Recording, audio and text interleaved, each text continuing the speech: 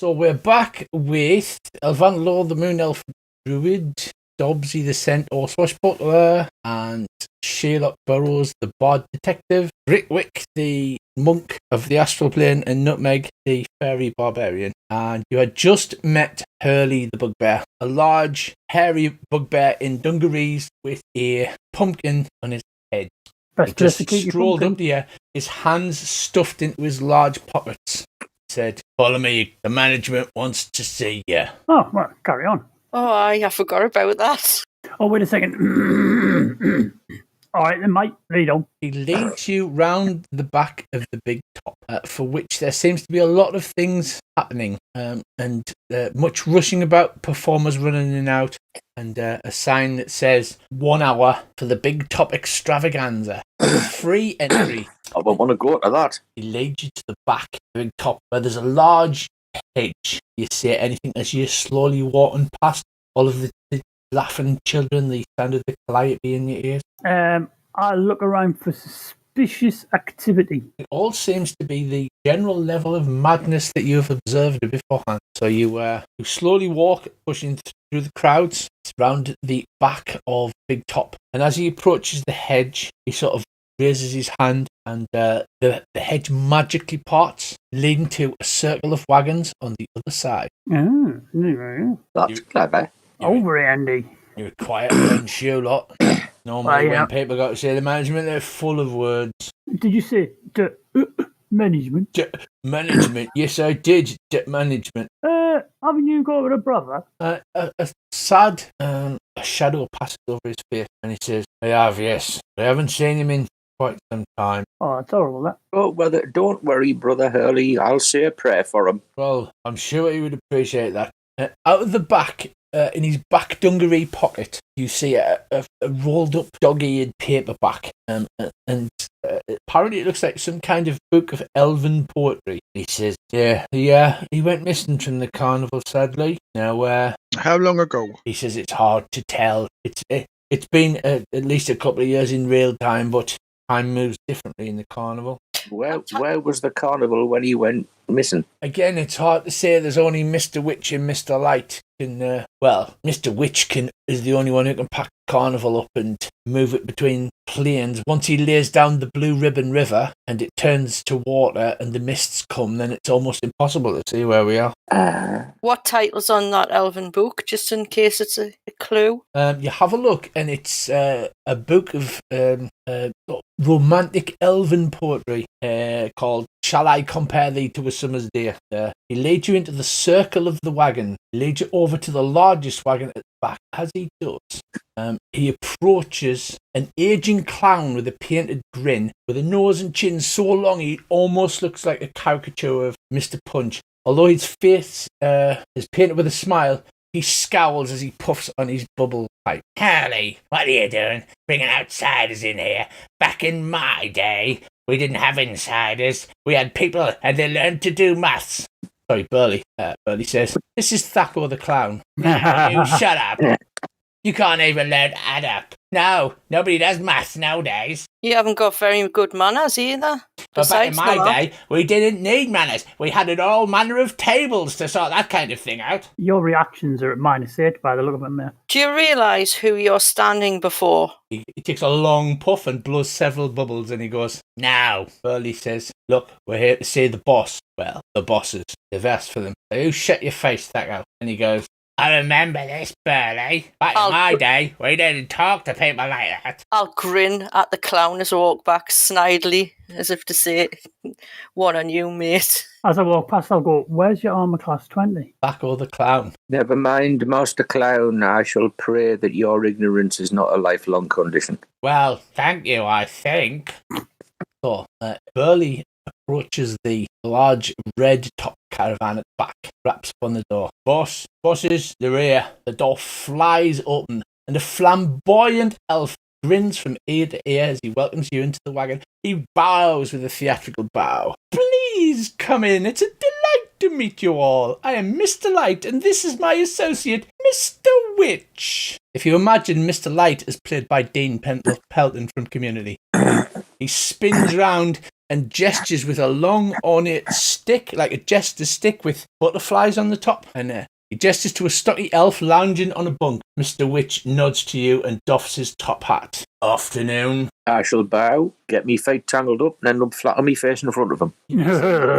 The top of this cane staff thing is glowing. You can just see the bottom of it in that picture there. And it's glowing with a lovely warm orange glow. And he says, "Good folks," and bows so far that the jangly tops of his hat brush up on the toes of his shoes. He says, "Because of my connection to the entire area," and with this, every word is accompanied by a flamboyant gesture. I know that the Carnival's move is absolutely delightful, and in no small part thanks to you. How would you... We does our best. I look confused. Mr. Witch grunts and nods. Takes a small pocket watch out of his pocket, flips it open, and looks at it. He looks at Mr. Light, clips the watch shut, says, "Not be long. The big top entertainment will be within an hour, Mr. Light." "Oh, we've got plenty of time. Please come in, sit down," as he gesticulates at the inside of the cabin. "Sit down, tell me all about yourself. So much delight brought to our carnival. I need to know more about you. Come in, good lady." And he goes to reach your hand, Elvana. I'll extend it. Thank you. He bends forward and kisses your hand, and when he pulls his hand back, there's like a puff of pixie dust and little motes of light scattered around. Very bizarre. Is that any kind of spell or ability or anything like that? He just seems to exude magic. The pair of them do. Alright. Even those who are not arcane sensitive can sense that these two are. I was just trying to ascertain what, areas of magic they came from, roughly. He says, "Although time is short, please, I would love to know more about the people bringing such delight to all of the patrons in the carnival." "I'll walk right up to him, nose to nose. Right, you twat. I want to know what happened to my good manners. When I was a little kid, I had good manners, and when I left, I don't. So what you got to say about that? And who's that blue-skinned bint with the pig face mask and a big lollipop?" He makes an overly exaggerated gesture of putting his hand over his mouth and goes, "But good sir, your manners seem perfect to me." And he waves the jester staff or whatever it is about. Mr. Witch, his expression subtly changes. Says, "Perhaps you didn't read the disclaimer or the fine print on the back of your ticket, sir. There are things at work that are beyond even our control, and the Witchlight Carnival cannot take responsibility for items that are lost through people's own negligence. Even as the wheel children, of time turns ever on. What is lost is lost. What is gone is gone." Even as a child. So you're saying that children as young who are unable to read the back of a ticket are responsible for such misfortune? Mr. Light, that's a bit harsh. At this point, is wringing his hands and rubbing his eyes as if mock tears were running down his face, and he says, "Oh, that's terribly sad. But the Witchlight Carnival takes express permission to make sure that everybody wears their wings. It's vitally important. Nobody is allowed in without a ticket, and nobody with a ticket is not issued wings." Well, whoever was on your door taking the tickets that day weren't doing a good job, so effectively they're the ones to blame, not the young children who were let in at that point who ended up losing something. It's bad. It's bad form. It's bad giving your carnival a bad reputation. It's true. Haven't you heard? Yeah, mate. Haven't you heard of Elf and Safety? She's the elf in Elf and Safety. He bursts out laughing. "And would that you could receive inspiration, you would receive some, but alas, due to the sorry state of your soul, you are unable to receive inspiration at this point." He looks sad. Mr. Light looks overly sad. And pulls out a kerchief and blows it noisily, and then wrings it out. And although he's not actually crying, there's loads of water starts pouring out of this handkerchief. And he's like, "Oh dear me," then dabs at his eyes and then wrings it out again. It's like whole buckets of water coming out of it. I tell him, "I suspect whoever took my good manners may have taken the voice of your mind. May have stolen that displaced the beast cub, amongst other things." There's a lot of things going missing around here. it's not a nice place for people to visit, Mr. to Witch, risk coming here and losing something.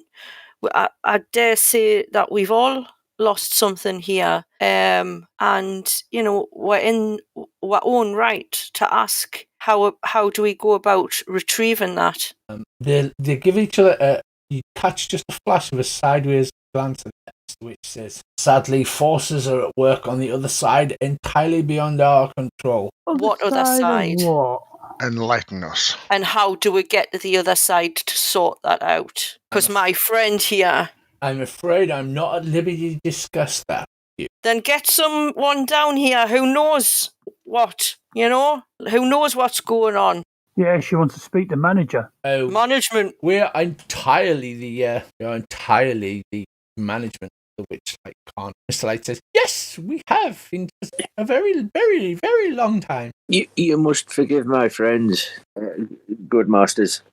It's taken them a little longer than it has I to come to terms with what they've lost. I also lost something at the carnival as a child, and I would be grateful to know if there's a way of ever retrieving it. However, should there not be, I, as a lowly monk, have made my peace with the way my life must then be. He says, Well, Mr. Light says, "Have you checked lost property? I believe there's a pen in there with it's only missing a lid." I'll just sigh, because the number of people that have said that already. I haven't lost anything. He says, "I just wanted to meet the people that are responsible for such good cheer, and I want you to know that all the kiddies are very happy that you folks have come to the Witchlight Carnival, apparently twice, and that again, that just flash of a sideways. Mr. Witch pulls out that watch again, and he looks at it, and you see the watch is not just a normal watch face, it's got like a little Stonehenge or something, and a tiny little light rotates around. He snaps the watch shut again. He says, "Mr. Light, I'm afraid this meeting has to come to an end. The big topic extravaganza is about to start within 15 minutes.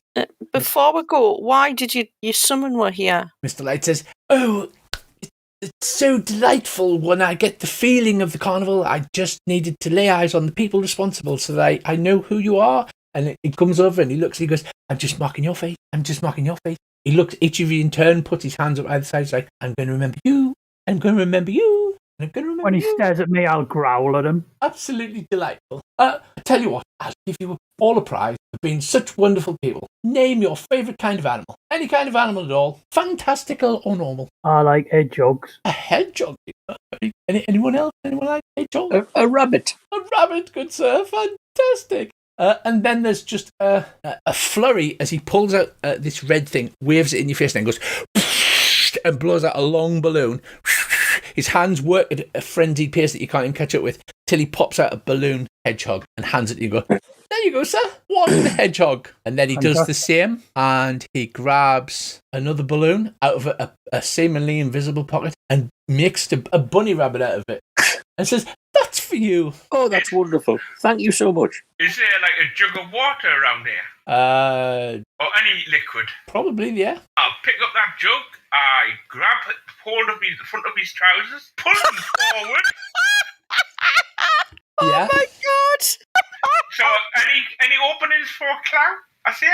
With a smile. We're always looking for new acts. It's like Carnival. Oh my god! Here's my You should new have done it to favourite Mr. person. Witch. He could do with a smile on his face because he's a miserable twat.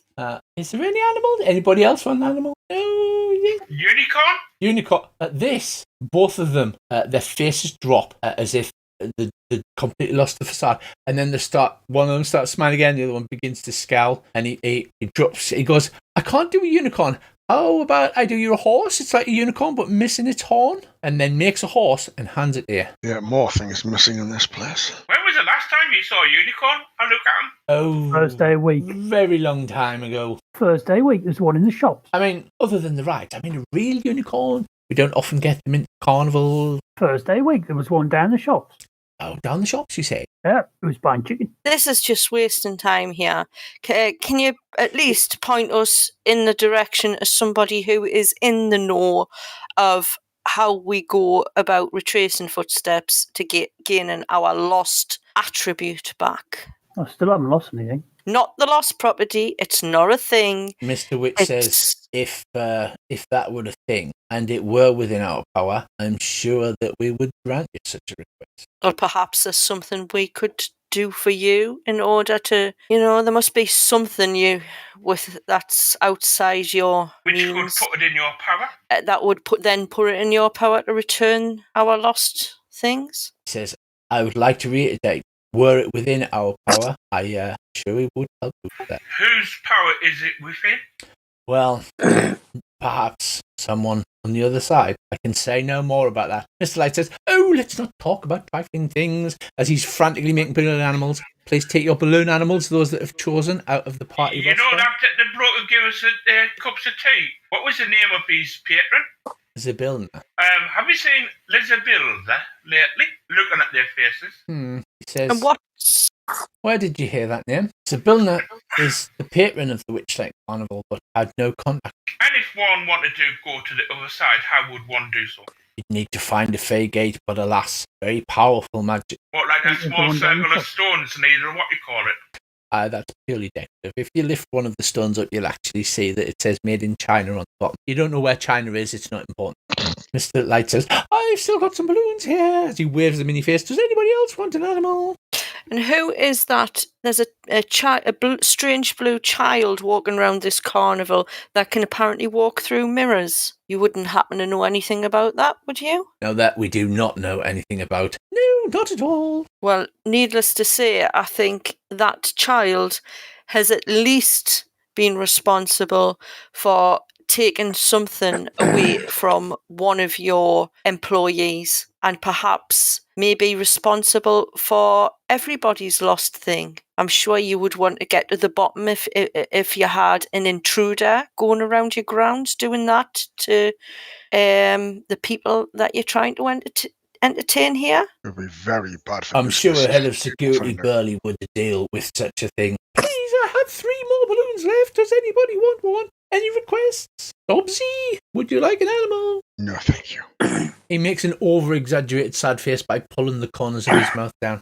With a cough, Mr. Witch flicks that watch open again. Look at it, snaps it shut. No, I'm sorry, this meeting has to end at very, very... Sorry. This meeting has to end right now. I know Mr. Light likes to look upon the faces of the fair, but sadly, we must attend the big top. What is going on in the big top? It is the extravaganza. There's jugglers, there are tightrope walkers, there are lion tamers, and then at the end we have a karaoke of circus acts, if you will, if anybody would like to make a performance from the audience. It's very important in keeping the level of happiness up. I suggest that you all attend. Wonderful fun. Now, if you'll excuse me, Mr. Light looks sad that nobody else has taken him up on the balloon animals, and he begins to usher you out the door. You feel quite a strong compulsion to leave. Like I said, you are even the non-Archean. Yeah, let's head to this big top. As you head out, the door snaps shut behind you, and Burley's waiting there. And he says, all right, follow me. I'll lead you out of the staff area. As he begins to walk away from you, he says, been thinking, Mr. Witch and Mr. Light, they are a good sort. But there are things going on behind them that are outside of their control. But I think you're right. I would like to help you to help me. Yeah, what do you want, Burley? Well, my brother's gone missing over in the Feywild. There is a Feywild gate within Witchlight. Do say, Burley. Do say. But the only people that know how to access it are Mr. Witch and Mr. Light, and they will not tell anybody. I ask him if it's in the Hall of Illusions. He says, I believe so, but I am not don't have the command words to activate. And they would not give out the information unless circumstances were most dire. Now, So you want us to make it more dire? well, I don't know if you noticed, Mr. Witch, an unhealthy session is pocket watch. You could say that. Well, that's the most magical item, or the joint most magical item in the entire... What's the other? The other is the cane of Mr. Light. And should Mr. Witch's pocket watch be borrowed, then I'm sure he would give almost anything for its return, including the access to the fake. For without the watch, Carnival cannot be packed up. Mr. Witch is a stickler for time. Everything has to be done on time.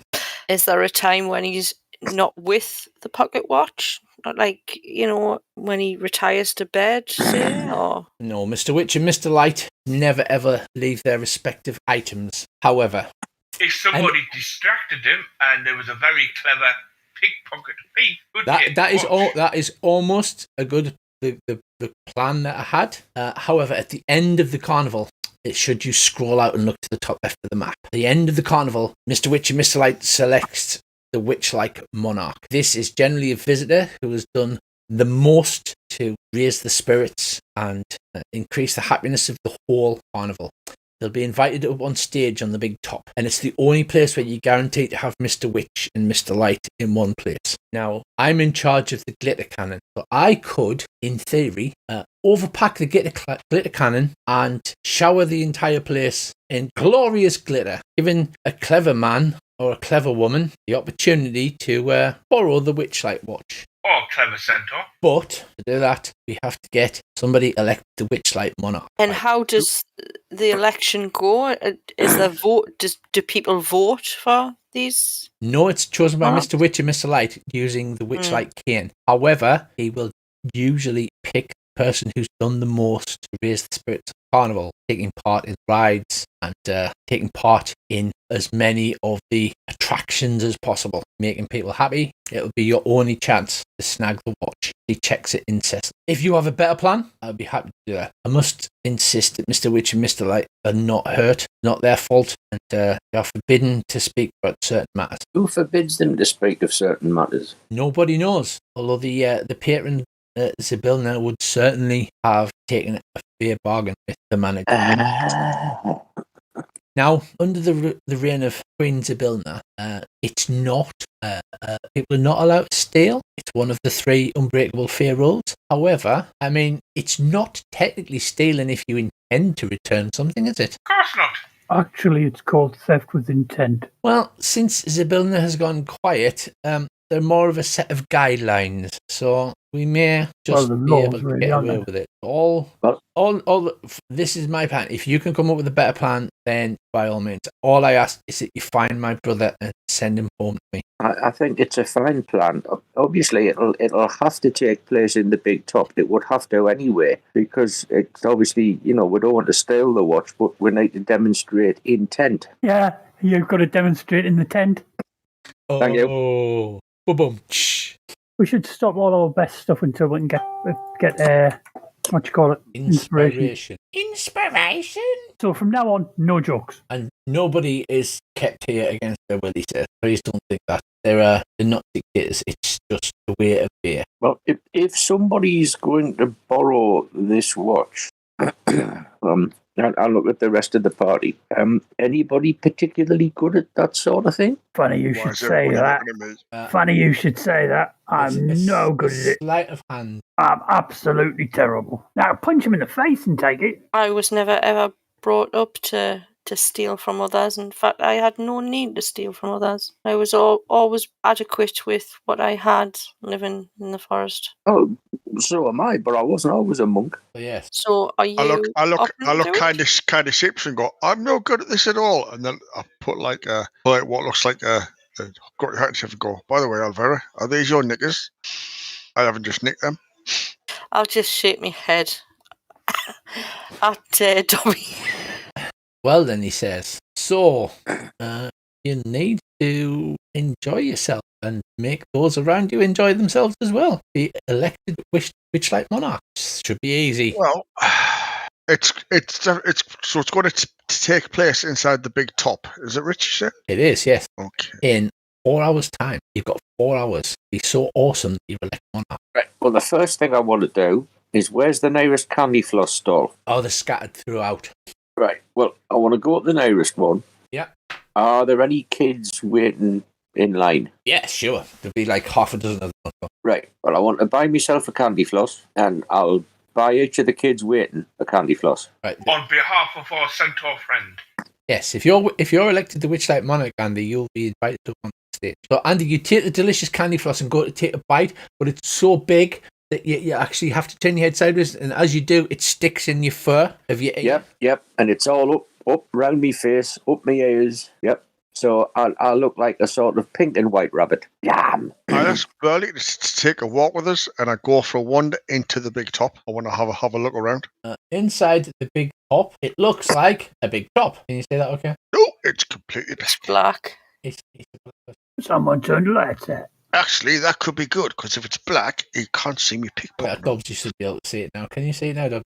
Yeah. Yeah. It's a big top. 3 large poles hold it aloft. There's a stage at the back and seating all around. Where the poles are, they've got platforms on, and they've got, trapeze acts and high wire acts practicing there, and you can see the stage at the back. I asked Dobbsy, do they always get the winner up on the stage with Mr. Witch and Mr. Light? Yes. And where's the glitter cannon fired from? Just in front of the stage here. In front of the stage. Are the rest of you staying outside? Because Dobbsy has gone in with Burley. I'll have a pop in to have a look. Oh, I might as well go and scope the place out, I suppose. Because all I'm thinking is, if somebody else gets the letter, doesn't necessarily have to be me to get it when there. I could, before the thing, wander around the back and just hide somewhere, right by the stage. And when the cannon goes off, I can get on the stage while all use a lot of causing a commotion and try and get the pocket watch in. Would it help if you had something to as a decoy to distract them with? Oh yes, it certainly would. Because you can certainly borrow my pocket watch, and I'll unhook my pocket watch. But when you open it, there's like a 2-sided coin that flips around that says you're probably late, and then on the other side it says you're definitely late. Well, I am a white rabbit after all. Handy. So if you want to borrow that and try and swap his for that one, you can do. Yeah. What about getting a load of balloons, blowing them up, putting them in a net above the thing, dropping them as the glitter cannon goes off? Mr. Light loves balloons, so he's probably going to oh and ooh and ah, and it'll draw Mr. Witch's attention because he'll be so busy looking at Mr. Light on and on at the balloons that dropping on the stage, and giving a little bit extra attention so that a bit, a bigger gap for you to get the watch. Burley pulls his little meme cards out and goes, I'm sorry I have to interrupt here. I think you thought I said I'm going to fire some of the glitter. What I actually said was I'm going to fire all of the glitter. It's going to act as a fog cloud. So nobody will be able to see within the surface of the stage. Unfortunately, that means that whoever is the Witchlight Monarch will be able to see as well. But I think you've got close to 0 chance of getting the watch of Mr. Witch if he can actually see. So I'll provide the cover. Perhaps you might find items around the carnival that might give you the edge to do this kind of thing. Or may have even been given some. There are several carnival prizes that might be able to help. You may be able to elicit help from other carnival folks. So would pixie dust help? I have no idea what the plan is, Dave. I'll give you the situation. It's up to you guys now. It's the heist. It stops right. The screen freezes and it's like Witchlight Carnival, and then it just goes the heist across screen. Thing is, with pixie dust, if it makes you small enough to get the watch then will be too big for you to carry. If you have a look at your items and then click on the dragon, it'll give you the description. Pixie dust is a special one to make you small. Normal pixie dust doesn't do that. But he says, 2-pronged plan. You need to come up with a plan to get the watch of Mr. Witch, and somebody has to become the Witchlight Monarch. But if we stand around here much longer, people are starting to file in. Yeah, the big top extravaganza is about to begin. I mean, you could always grab a seat if you like. No, the big top extravaganza happens now, which is a lot of entertainment. Crowning the Witchlight Monarch happens at the end. If you would care to look at the map of the carnival and zoom right out and have a look at the top left-hand corner. So we haven't been to the bubble pop, the mystery mine, dragonfly rides, or the feast and orchard. I suggest we go dragonfly, feast and orchard. Sounds like a plan to me. Bubble pop and mine thing. Whatever plan you come up with, that is up to you. Hurley says he will. If you have a different plan, that's fine. If you want him to assist, he will load all of the glitter into the cannon for one gigantic of glittery goodness. So, come on, speak among yourselves. It's up to you guys. Whatever you want to do now. He said the public are starting to come in, and Hurley says, "Well, the big top extravaganza is about to start in 5 minutes. If you want to hang about." I suggest we spend about 20-30 minutes at each of these rides we mentioned. That should give us 2 hours in the big top. Yeah, I think what we should do is what he said and do all of the attractions and stuff, and maybe we'll find some more stuff to rob the man of the thing that we have to rob. But don't we have to make sure the horseman wins because he has to be up on the stage to get the thing? So we've got to make sure he wins at everything. Right, that horse would- mate. He says, you've got to well, turn the at the frown end of the upside big, at the end of the big top performance, they do have the ask the audience section. Anybody would want. You could pretend to be a magician doing sleight of hand. Elvira could be your glamorous assistant. However, he says, I have to go and do door security as we are about to start. Sorry, there's a death about to happen. Dragonfly rides it is, I guess. Run, Morgan, run! Pretty much. Well, the public begin to stream in through the door, laughing and giggling and taking seats all around the outside of the big top. What do you want? Headed towards dragonfly ride thing. And could you re-push the map, please? Rick? I certainly can't. The big top extravaganza only happened once. Yeah, but what I was thinking, what I think the thought was that we would go and hit the other rides, but do we have to be there from the start to the end? No. The extravaganza is just a show, happens for an hour, and then the big top closes, and then it opens again for crowning the Witchlight. Oh, right, okay. In that It's case, we'll the have to big do it show. there now then. If We're it's the going big to show, we've got to the go to the. extravaganza. Right, got to do that now. Okay, so you're in the big top. Hurley has gone to the doorway. You want to move yourself to whichever seat position. Yeah.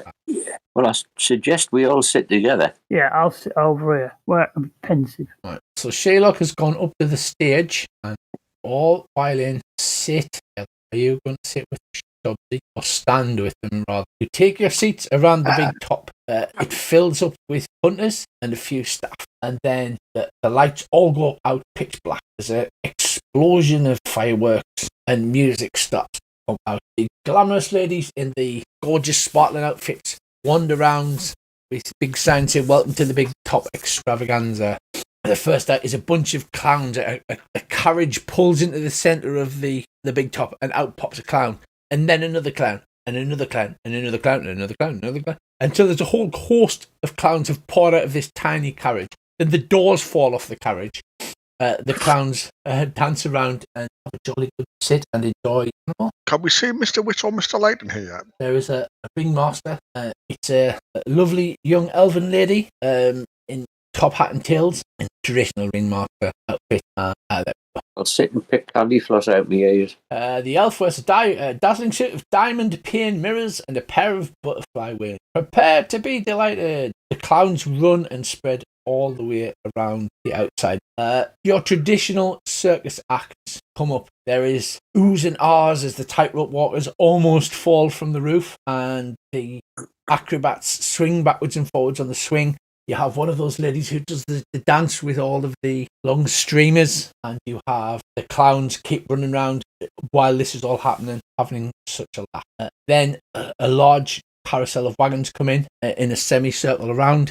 The tamers whip off the curtains to show a bunch of animals. There's an elephant and a lion in a cage who roars. The tamer stands there with a chair and a whip. Caged animals, that's outrageous. It certainly is. She was inside Peter. Oh no, something like that. Yeah, something like that. I think Peter was inside her. That was it. It was inside her, eh? Yeah, I'm sure it was something to do with Peter.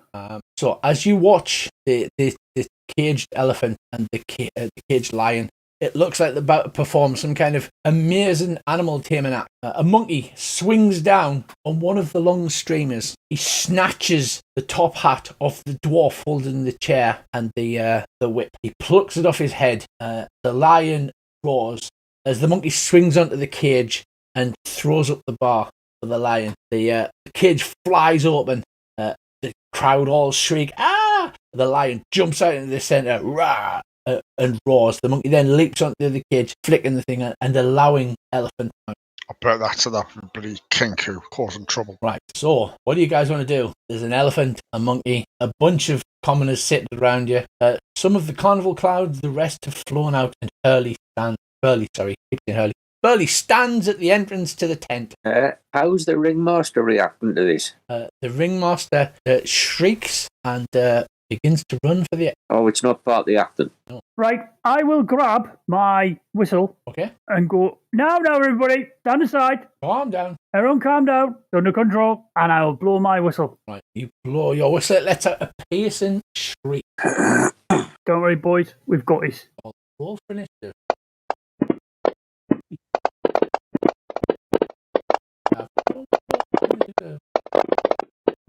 Right. Do you do anything as the lion roars and lurches for one of the performer? He's a wooden performer, so he's not very good. Well, I am. Are we going on combat order here? Yeah, the lion tamer has dropped the whip and the chair and ran for the door. The elephant bursts out of the cage and begins to charge out. Whereabouts is the chair and the whip on the map? Just next to the central pillar. So first up we have Dub there.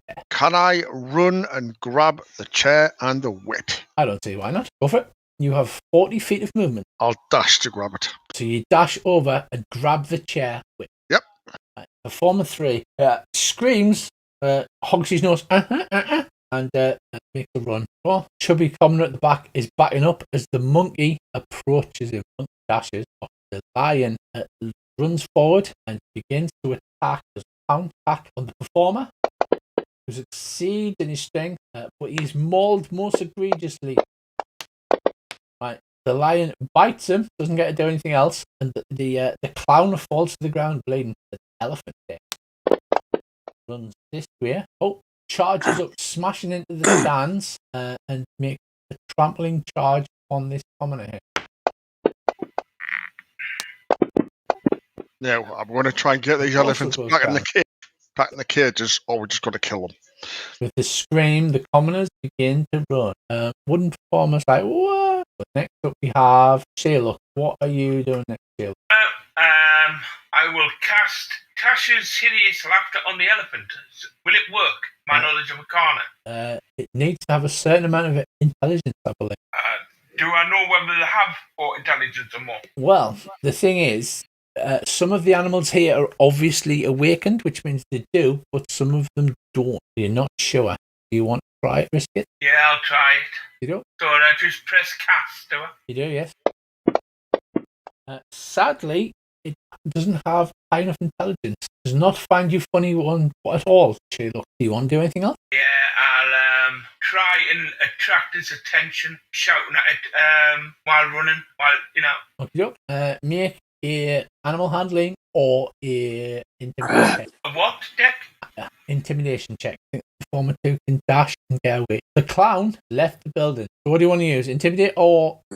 Intimidate. So you wave your arms about. Sadly, the young elephant doesn't seem to be paying attention. It's busy goring and stomping one of the audience into the ground. Britwick. I'm torn. No, I shall go for the monkey. I shall dash across to where the monkey is and attempt to restrain the monkey. There's a sentence I'd never thought I'd heard. You actually ran into the... And how do you attempt to restrain the monkey? Are you going to grapple it? Slap the monkey! Slap the monkey! Spank the monkey! I suspect grappling it is probably going to be the best option. You wish to grapple the monkey, yeah? Yes, and that is not a euphemism. Bearing in mind, this monkey is wearing the top hat that the dwarf had on, and seems incredibly mysterious. So make a grapple check against said monkey. It's at the bottom of your action. And I just drag that and drop it on the monkey, don't I? You can, or if you've got a target, you can just click it. Target. Right. So you grab hold of the monkey. It goes. It tries to run away, but you wrap your arms around it, and the monkey sort of seems to shrug and sigh. Oh, bless it. And gives up. So Britwick has a hold of the monkey. Burley seems surprised, but he's trying to usher out the rest of the common, who starts to run for the door. Yeah, they do. They're like screaming and like, Right, yeah, that's a problem. Elvanalor, it's your turn. Can I only move so many squares still, or we're not? Yeah, 30 feet. Count squares. All right. I'll move towards the lion. Yeah. 1, 2, 3, 4. To there. Take out some rations and use animal handling to coax it towards me, away from the people that are trying to escape from the exit. And that's what I'll do. Try and get it to cower down. But come towards us with I've hold some rations out. Okay. We'll have a DC 15 animal hand. Right, you succeed. The lion roars. Presumably you've got some dried jerky of some description. Yeah. and it's standing with its paw on top of the dead clown. But it sniffs. Obviously, it's partly tame, so it begins to walk towards you, growling. I'll keep talking like calmly to it, you know what I mean, and like no quick movements. And I'll say to the rest of them, no quick movements or jerks. Just exit the building calmly. I'm saying, and like the people are escaping. The ones that are closest to the door seem to be immediately within range. They are running door. Nutmeg, it is your turn. Valenlaw is walking towards this lion, going, "Good kitty," holding out a piece of fried bacon. Well, they've ignored me whistle, so they've had a warning. I'll rage, charge it, shout, "Ungoro, Ungoro! Bad Simba!" Land on its head and start hitting in the head while intimidating it. You bastard! Right, which one are you charging against? The elephant? The elephant. I'm shouting, "Ungoro, Ungoro!" Wasn't that the name? Ungoro. It's Ungawa. That's what I Ungawa. said. That's what I was about. That's what I had in my head. Get out my head. Yeah, Ungawa! I'm going to intimidate the elephant by basically just hovering. I'm going to try to land on its back and intimidate it. Okay, so you run over. I'll flap over. You flap over and leap onto its back and grab its ears. Did you see that? I'm grabbing its ear and I'm shouting, "Ungawa, Ungawa." "Ungawa." Oh, this has got to be an item. I'm watching this. This is fucking one for the book. Okay, go for it. There's never a mouse around when you. What do I need to roll? You need to roll a DC 15 animal handling check. Oh, I'm brilliant And, at that. I bet you are. And Fantastic. Can I intimidate it as well? by advantage. There you go. So you leap upon the elephant's back, grab it by the ears, and shout, "Ungawa, Ungawa." The young elephant trumpets, but steering it with its ears in the best Johnny Weissmuller Tarzan style. You bring the elephant under control, and you. I will now let out my well-known cry of "Roar!" Oh, Jesus Christ. And I'll try to get it to rear up.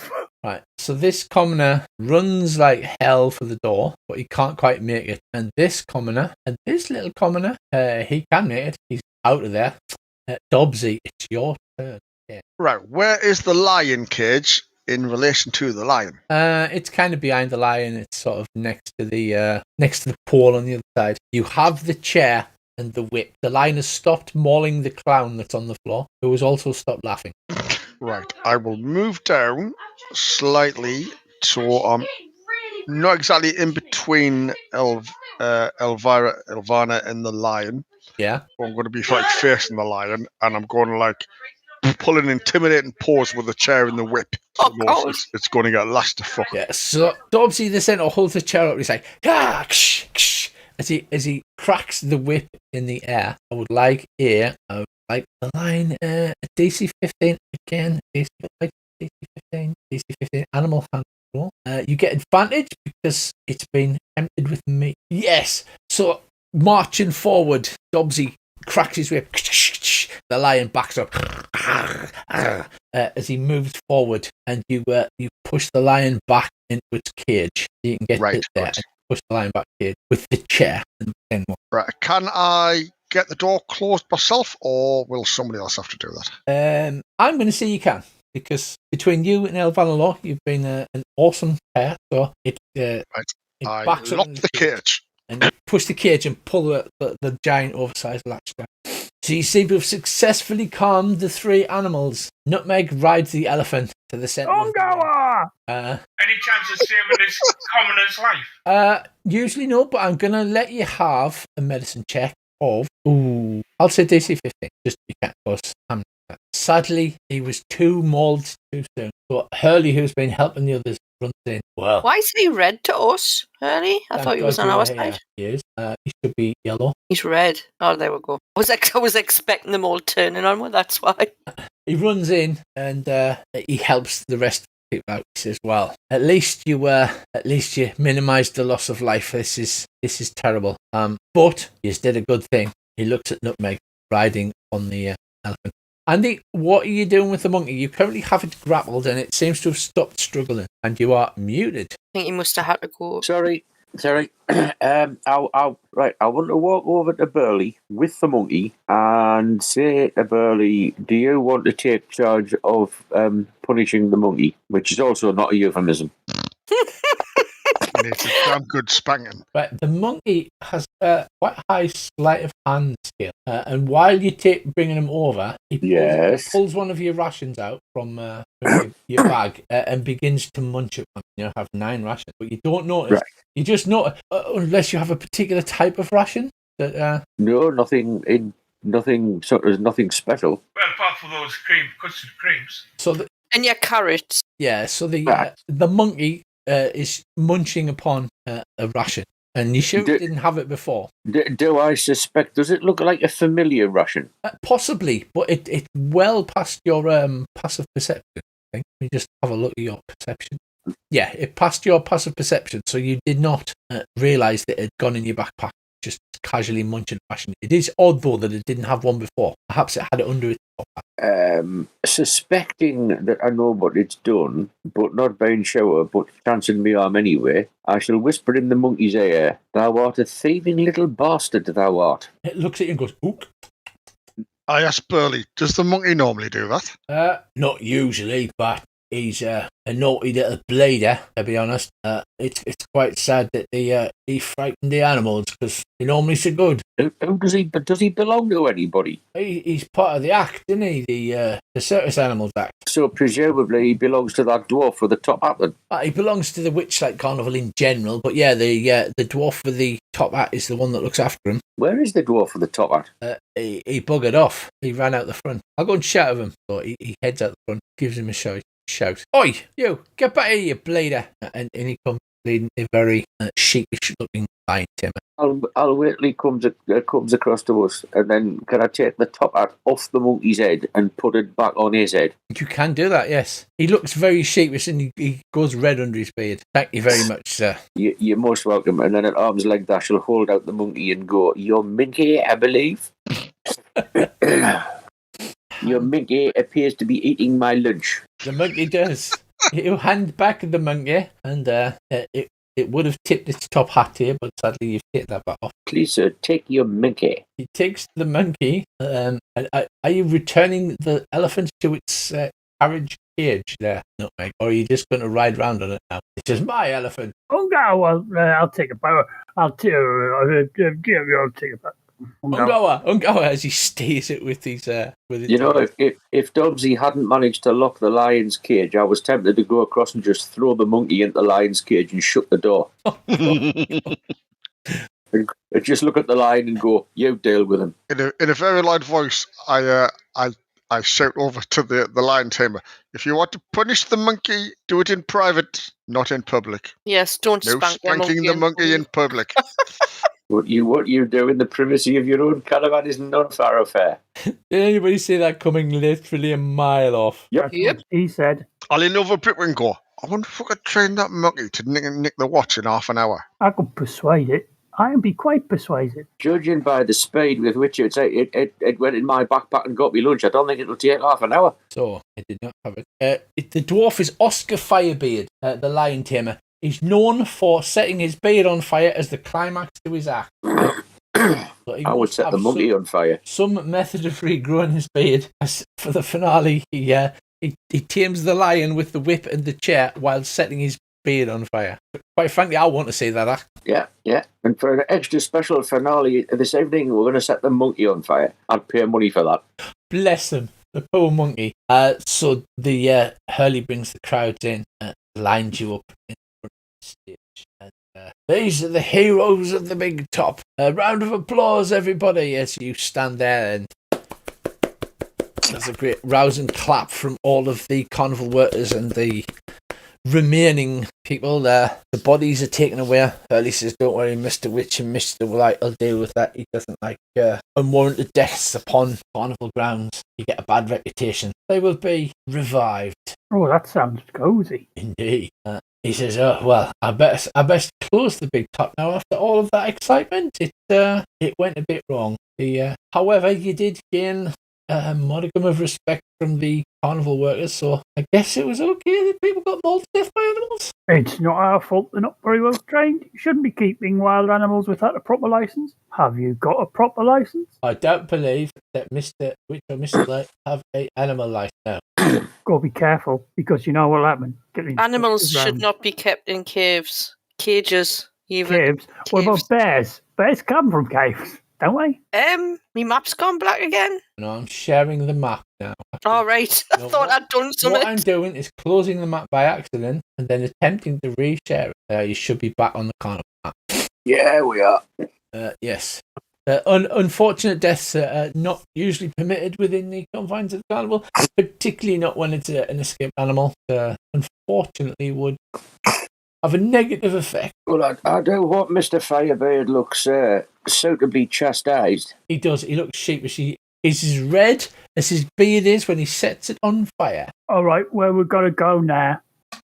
The Witchlight hands put a board across the entrance to the Big Top and said, Big Top extravaganza postponed due to unforeseen circumstances, opening in 4 hours for the crowning of the Witchlight monarch. Dragonfly rides, wasn't it, Sherlock? Aye. Hurley says, right, I will take my leave now. I've got to sort this bloody mess out at the Big Top because I am the security. And I will hopefully see you back here in 4 hours. Before he goes, I'll say you don't know anything about an odd blue-looking child with a pig mask and a lollipop, do you? Last seen in the Hall of Illusions, and they seem to be able to walk through a mirror. I have never seen a small child walk through a mirror. However, a small child that does kind of ring a bell. I may have seen her around the Carnival. She is definitely not an employee of the Witchlight Carnival. I know all of the staff intimately. Just Aye. have you seen her just on this one occasion that this carnival set up, or have you seen her before? I don't recall rightly, but I swear I've seen her more than once. I would certainly be happy to ask around with the staff if that would make me feel any better for you. Well, yes, because seemingly this particular character may be responsible for people losing attributes, not things, attributes, characteristics of their self. And I believe that was where your mime lost his voice.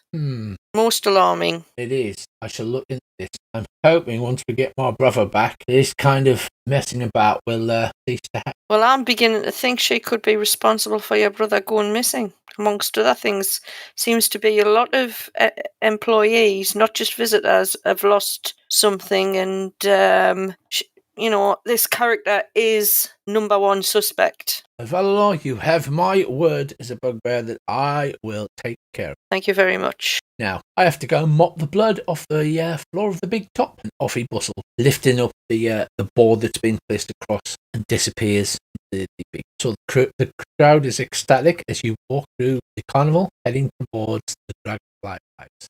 You arrive. I'll try to not look nervous.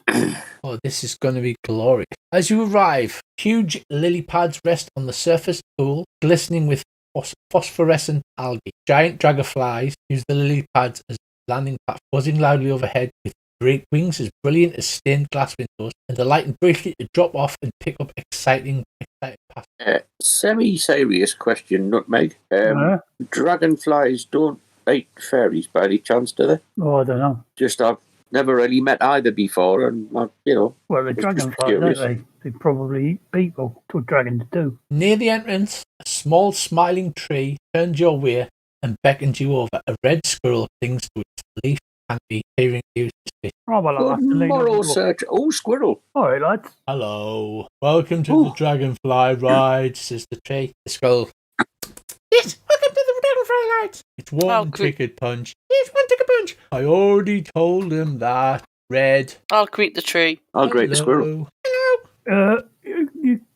My friends want to go on the dragonfly ride. One ticket punch per person. I'm not surprised. It is the most fun ride in the entire of the carnival. Oh, Yes, it's gonna be great.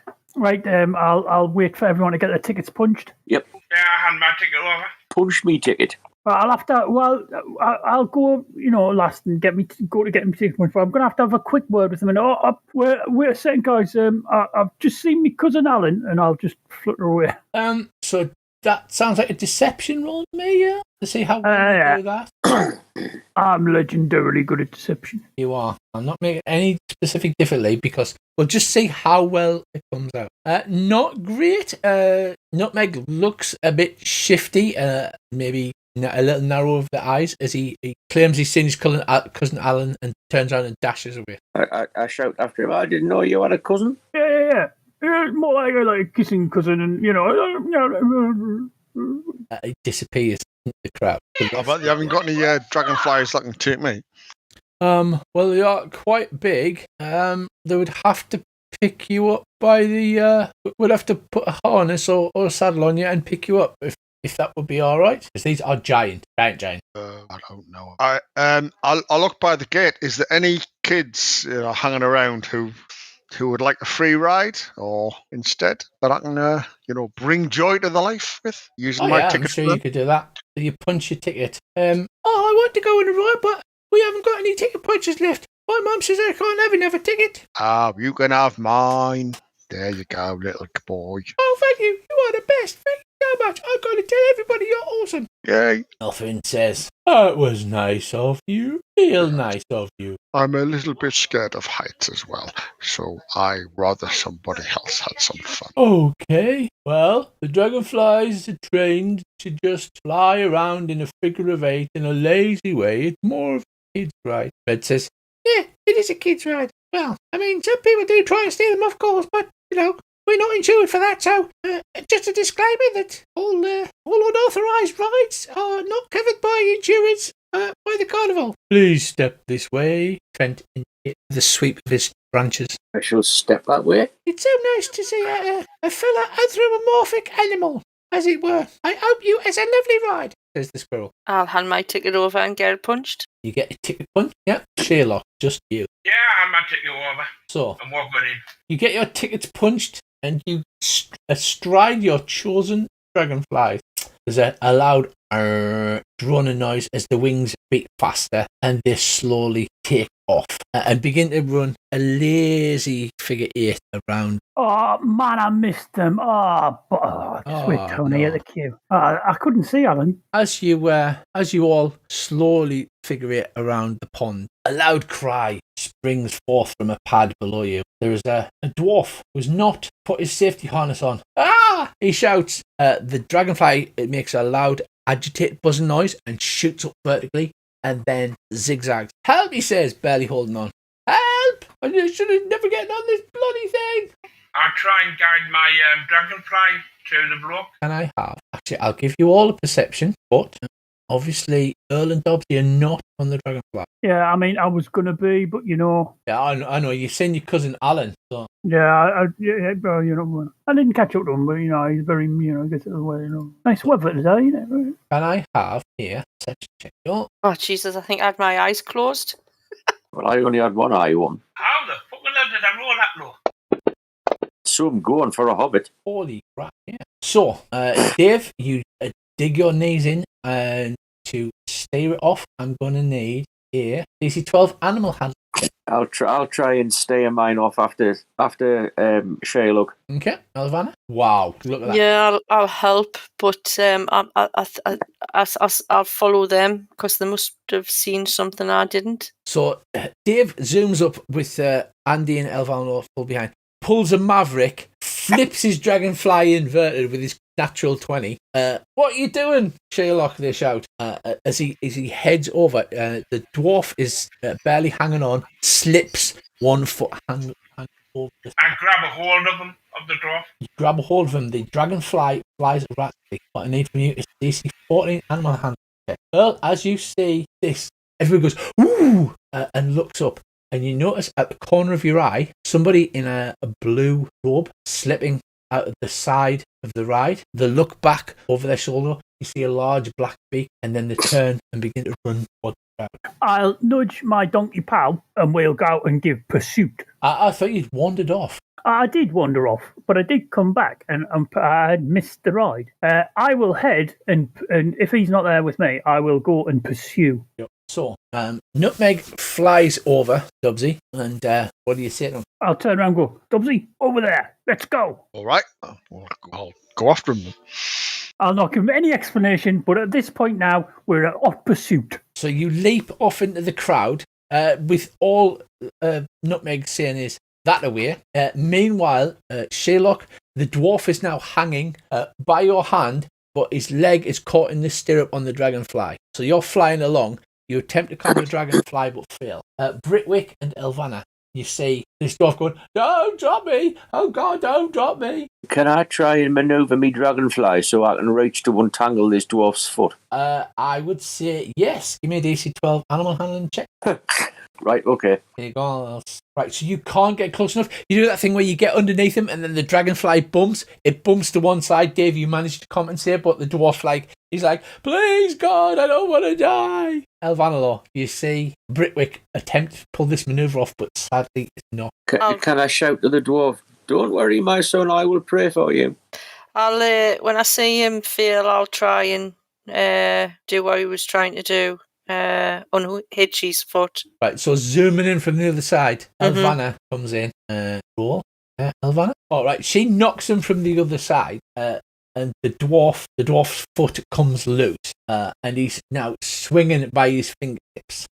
Sherlock, Don't drop him, Sherlock. I'm going to need DC 12 strength athletics. Quest roll, as the dwarf is literally hanging onto you by his fingertips. Oh God, I'm gonna die!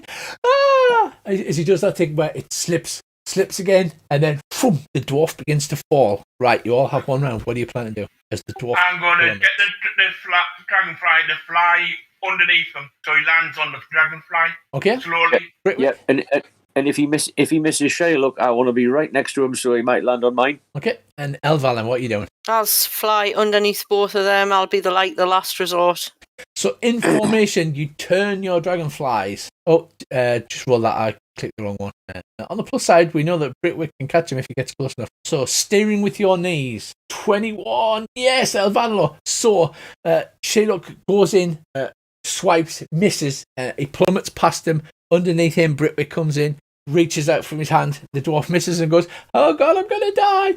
And then just underneath Elvanlo, boom, he literally, because of your awesome roll, lands in the seat in front of you. It was only because the wind blew me ears across me face. I couldn't say. "Ah," he says, and then stops and looks at you. And he goes, "Oh, thank God. Thank you, my lady. Thank you so much." Yeah, you'll be fine. You'll be fine. We'll get you to land. I'll motion for the dragonfly to land. You pull the dragonfly down. It comes down to the ground. The dragonfly flutters to a land. The dwarf leaps off, starts kissing the ground. "Ah, they said dwarf shouldn't fly." Did I notice where the other two went off to? No, they just shot off because of a series of terrible rolls from you lot. I'll pat the dragonfly in that and praise it up. It says, right, I need an athletics roll from you two as you peer off. Oops. Right, so Nutmeg, are you riding on the back of Dobbsy? No, I'm smashing my way through the crowd because I'm trained in that sort of thing. Right, so you run towards the crowd. You Flutter, run mate. round the Flutter. side of one of the smaller tents, but Dobbsy stumbles straight into the rope holding the tent up and gets his legs tangled up in it. You hear a curse from behind you as Dobbsy gets himself entangled in the tent. I'm a firm believer in leaving no man behind, but he ain't no man, so I keep going. So you run off ahead. Dobbsy, you're going to spend a round untangling yourself. However, by the time you manage to do so, it's disappeared into the crowd. I'll just follow the commotion. Carving a path. I will sprint. Right, that is an awesome roll. So what happens is you think you lose sight of him or her. You see the flash of blue, and then what happens is that's also a good one. Right. So you see a flash of blue. It looks at you. The black raven face of the Kenku looks at you. It turns away. It dashes around the side of a cart that's selling candy canes, things like that. But you're a second behind. And then as you run around the corner, that face isn't there. The colour blue's not there. And the crowds are just spread out in front of you. You were definitely on top of them. But they've changed. They must have the ability to either shape change or change their appearance. A clever bastard. Right, look down. I was right in his tracks. Follow his tracks. So sadly the amount of tracks, sheer amount of track, stamps the muddy ground into unrecognisable shape. But Give me a survival. No, sadly, the tracks are lost in the general mush. I'll save and look around. You sees. You bastard. You sees and looking around. You've lost sight of Saw. Dobbsy, you unentangle yourself and run round the corner of the tent to see Nutmeg standing there, fuming. What's up, bud? You kinky bastard just got away. Definitely a shape changer. Here, Dobbsy, I've got a secret to tell you, all right? And I'll lean over to him and go and whisper in his ear and not say anything. I'll just go, rhubarb, but I'll look around to see if anyone's trying to listen. Okay, give me a perception, doobly-doo. You cock your ears around and you're fairly sure that there's nobody specifically listening to you or making any sort of subterfuge type ways to find what you're doing. Oh, okay. Rhubarb, when we catch him, kick him in the fucking head. I sniff the ground, Rich. Is that a centaur thing? That racy thing? I don't know. How good's my sense of smell? Have I got better sense of smell than a human, or? I don't think so. No, okay, then I won't bother. So, you smell nothing. And everybody looks a little strangely at you. What are you to do now? I wonder why he's trying to kill that dwarf. Better go and ask him some questions. Okay, so you head back to the Dragonfly ride. Back to the Dragonfly rides, you've dismounted and patted the dwarf down. He's like, yeah, oh, thank you, oh God, you saved my life. I'm Ferric Silverfist. Anything I can help you with. Honestly, I owe you my life. As we're walking back, Rich, I ask him where this Kenku went out of the Dragonfly ride paddock thing. It was just to the side. If you're on the main map, he slipped out between the arch entrance and the small hut with looked like having a clover leaf next to it. All right, okay. What I want to do is I want to hide near where he got out in case he comes back to like follow the dwarf or try and nobble him again. That sounds like a stealth roll to me. Oh, give me a stealth. So you hide next to a tent or behind barrels or something. Nutmeg comes back into the Dragonfly ride. What are the saviours of the dwarf doing? I shall ask the dwarf to join me in a prayer. I will happily do that, sir. If I say the other two, I'll ask them what happened with them, where they went up to. Oh, well, I saw me cousin Alan, but I missed him in the crowd. And then on the way back, I saw the dwarven fella there fall, and then I noticed that Kenku lad slipped out the fucking gate. So I give chase, me and the lad there, but he got away. He's a shape changer. I don't know if that's a thing with Kenku. Don't know a lot about him. So, Mr. Whiskers Beard Boy, what did you do to piss off the blue cloak Kenku? I don't know what you mean. I've never met a Kenku in my life. Is that right? I'll incite him. You will incite him. I'll lean forward with one eye on. Is that right? Please tell me. Oh, there's just one more thing. You are fairly confident that so maybe you weren't the intended target. The Kenku would have ran out past Northwind and Red because it I'll head over to them. I'll head over to them. Yeah. So Nutmeg asks some pertinent questions and sort of, are you being all coy or are you doing a Columbo and sort of like squinting with one eye? Oh, I'm literally squinting one eye. I'm literally hamming it up. This character is hammed up to like 300% ham. Is literally the pork district in York 4 years ago when it was good. You stare intently at this guy, and then goes, for like a good 20 seconds. And you go, okay, and then walk off again. Okay. What about the rest of you? I shall leave the dwarf with a blessing and then trail along behind Nutmeg. Okay, Sheila and Elvana. Look, this sounds like right up your alley. Elvana and Sheila. What would you like to do? I'll ask them more about what's going on about this Kenku. Can they describe it? The dwarf has no idea. Are you asking Earl? I don't know, but I'm going to find out. Like a big crow in a blue hooded robe. With the hood pulled up. Tracy, what about you? I'm just listening to what's going on. I'm not quite sure what we're going to do to track the Kenku down. If it can shape change its appearance. Likely it was the Kenku that we saw in the Hall of Illusions. I'll talk the squirrel. We're heading over there now. One anthropomorphic animal to the other. Yes, that. I'll ask Red if he knows anything about it. If he's seen it before, or is this like a totally new thing? And Did he say where it went? Red says, "No, my lips are sealed because, confidentiality clause when signing contract and all that." And Northwind says, "Yeah, I'm not supposed to tell secrets." This squirrel shoots a look at Northwind. "Keep your trap shut." And he's like, "I don't know what you mean. He's just friendly, that is all."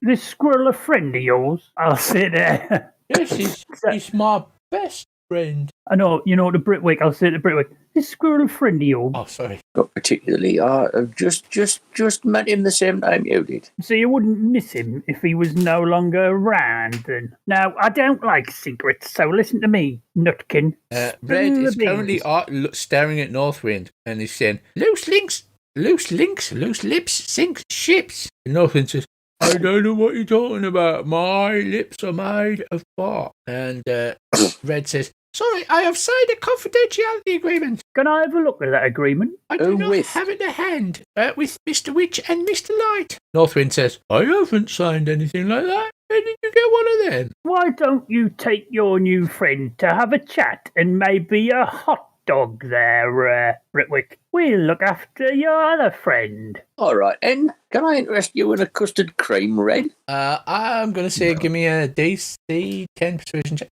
Okie dokie. That sounds lovely. I haven't had a break in 8 hours. Northwind, don't you tell nobody nothing, mind. Remember? I don't know what you're talking about, Red. So Red happily hops onto your shoulder, Andy. "So, these custard creams, they sound very nice. Where do we get one of them?" I'll wait till he's out of earshot. He babbles away Right. to Andy. Right, as I'm wandering away, can I try a bit of sleight of hand to take one out of me pocket and just make it magically appear in me hand? Oh, yeah, absolutely. DC 10 average check. Oh, he says, they're in your pocket. That's where we get Yes. one from. Yes. Your luck Yes, we do. strikes again, Andy. Yes, it does. Of course it does. What did I expect? Oh, it's in your pocket. Nibble. Oh, there's a very as he goes out of earshot. Northwind says, "I'm sorry about the ride. Nutmeg, I don't..." Oh, that's all right.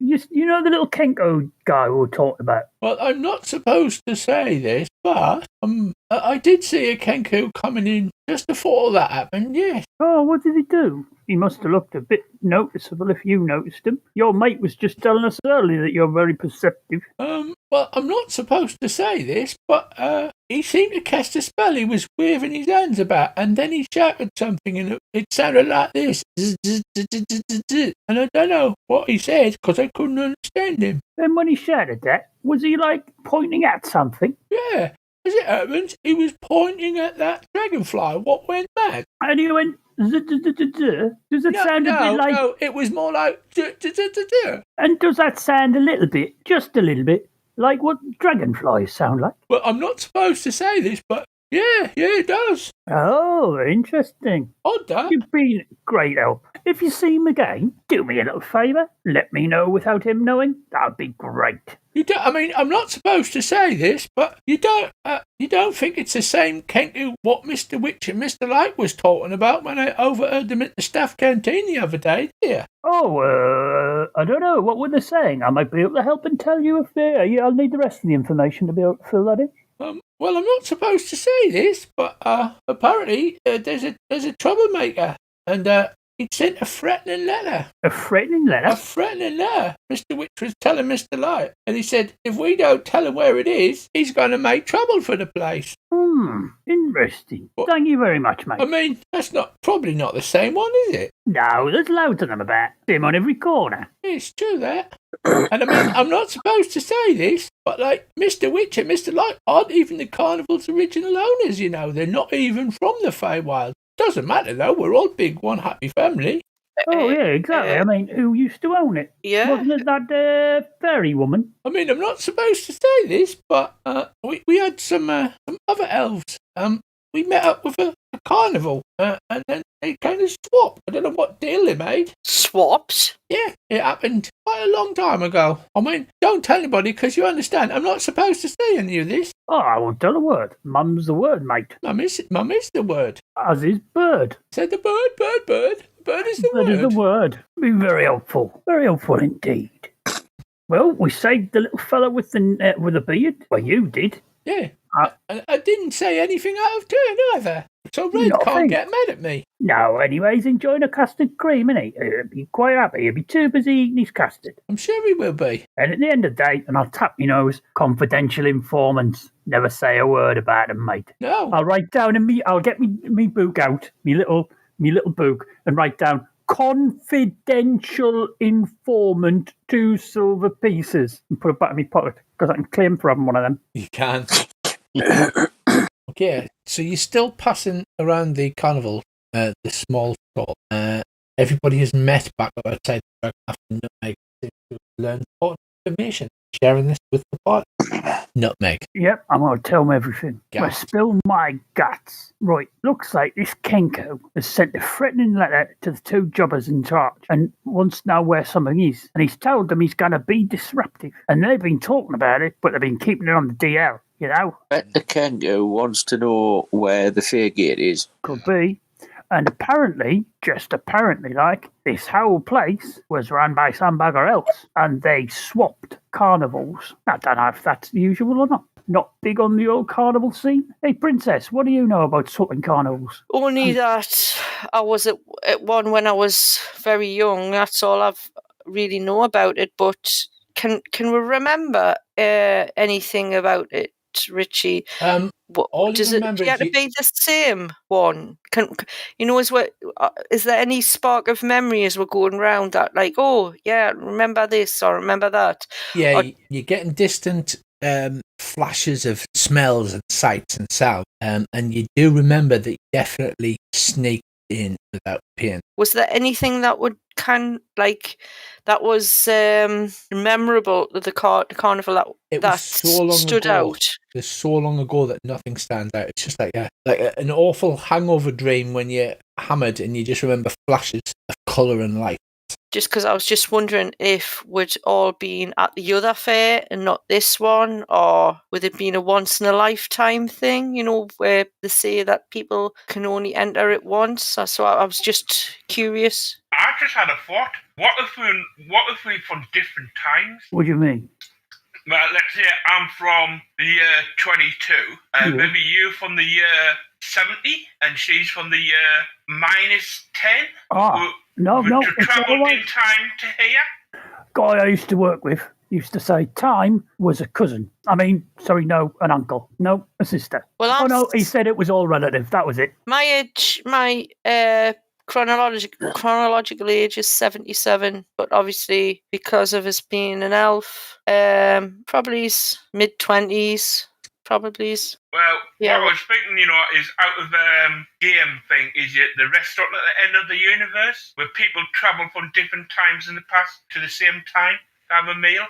This is above my pay grade, mate. I think we should carry on our plan, but keep an eye out for little Kenku, because he's got some answers he has. And if you see him, point him out, and we all get him. He's a shape changer, so watch yourselves. All right, and he cast a spell on that dragon, and he said, "Zzz," as he cast the spell. Now, I think he was talking in dragonfly. So he's either dragonfly in disguise, or he's one of these nature jobbies. What do you mean by that? I'll look, and my eyes will narrow when I look He's at you. either a dragonfly in disguise, or he's one of them nature jobbies. What's a nature jobby? You know, them Tree nature jobbies. Aye, them. The ones that, do all the magic-y stuff with animals. Watch it there, Smallin. What? They run around the woods naked all the time. You should try it sometime. You joke, aren't you? Wolves in the woods. Anyway, we're getting nowhere talking. I think we've got to keep on mugging. What's in the feasting orchard? That way you're heading. Have we been there before? I don't think we have. I You could did. No, use we haven't. I could use There a in the pie. mind. Right, let's head that way and get a pie. Assess the situation. So as you're walking along, on the left there, you've got some small stalls. One of the stalls has bright blue candy cane stripe paint on it, and it's for 1 ticket punch. It buys a snacks. You can buy a snack served on a large flower petal, or a beverage served in a fist-sized snail shell. Oh, that'll do, mate. Step right That'll up do. for 1 ticket punch. Blue frosted cupcakes, candied apple on a stick, a Euphoria cookie, evening berry wine. Please note, Euphoria cookies are only available for adults only. Berry bell nectar, pixie tarts, sugar glazed, button mushrooms, or 3 sap lollipops. Step right up, get your beverages Oh, I think here. I'll have one Only of them one. Euphoria mushrooms. I'll have Might a as well go beverage, all I out. think. Oh, Euphoria cookie? Yes. Madam, are you of adult age? Please help. Yeah, but she hides it well. Ticket? Hold out my ticket. Right, she punches it with a hand punch, reaches under the counter, pulls out a large cookie. It looks like it's dusted with a sparkling glitter of some kind, which shimmers prismatically. It turns from green to purple and back. Please don't fly or operate any heavy machinery after consuming a Euphoria cookie for the period of 1 hour. I'll hang on to that. That might be handy. I'll take a beverage, if that's all right. Certainly. And I shall hold out my ticket to be punched. He punches your ticket. I believe your ticket's getting quite low now. Yeah. I'll have think a that's- pixie tart. What was the choice of beverages again? Sorry.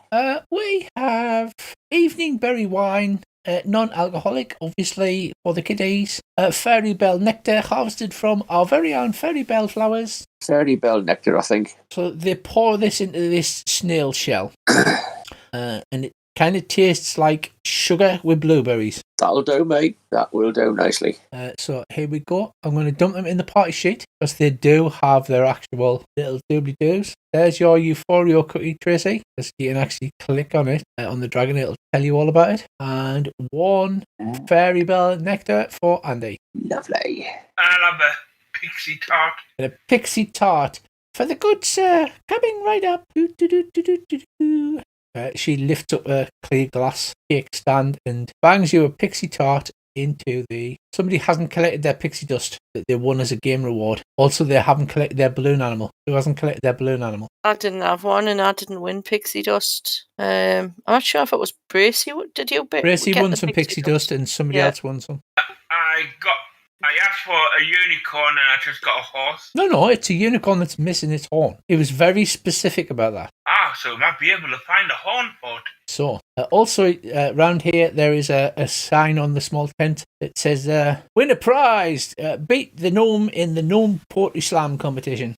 I'm good at that sort of thing. So, if you don't wish to slam poetry against some gnomes... Well, do you have a meat pie and maybe some ale? Sorry, nothing of any nutritional value is sold at these stalls. Oh, well, okay then, thanks. I'll try one of these gnome slam things and how much I've got left for my ticket. I am not sure because I moved all of the paperwork. And I think you have about 3 left. Yeah, do a gnome slam thing then. Aha, I found my little book because we had some visitors around today, so we had to move everything. Okay, so there's like a small gnome there. He's got, if you imagine Spider-Man 3, emo Spider-Man, he's got black spiky hair, he's got coal under his eyes. He's like, so you think you got what it takes to take me, huh? He's got his like elevated goth boots on. I eat halflings like you for lunch. Ha! I have found your ticket punches. Is that Dave, why you have you used 5 now? Is that why you have permanent indigestion, small person? Is he threatening me? Bring it. No, he's threatening Dave. He's up in your face, Dave, like giving it the old. What do you want to say about me, huh? Come on then. Oh, it's an insult, is it? Yeah.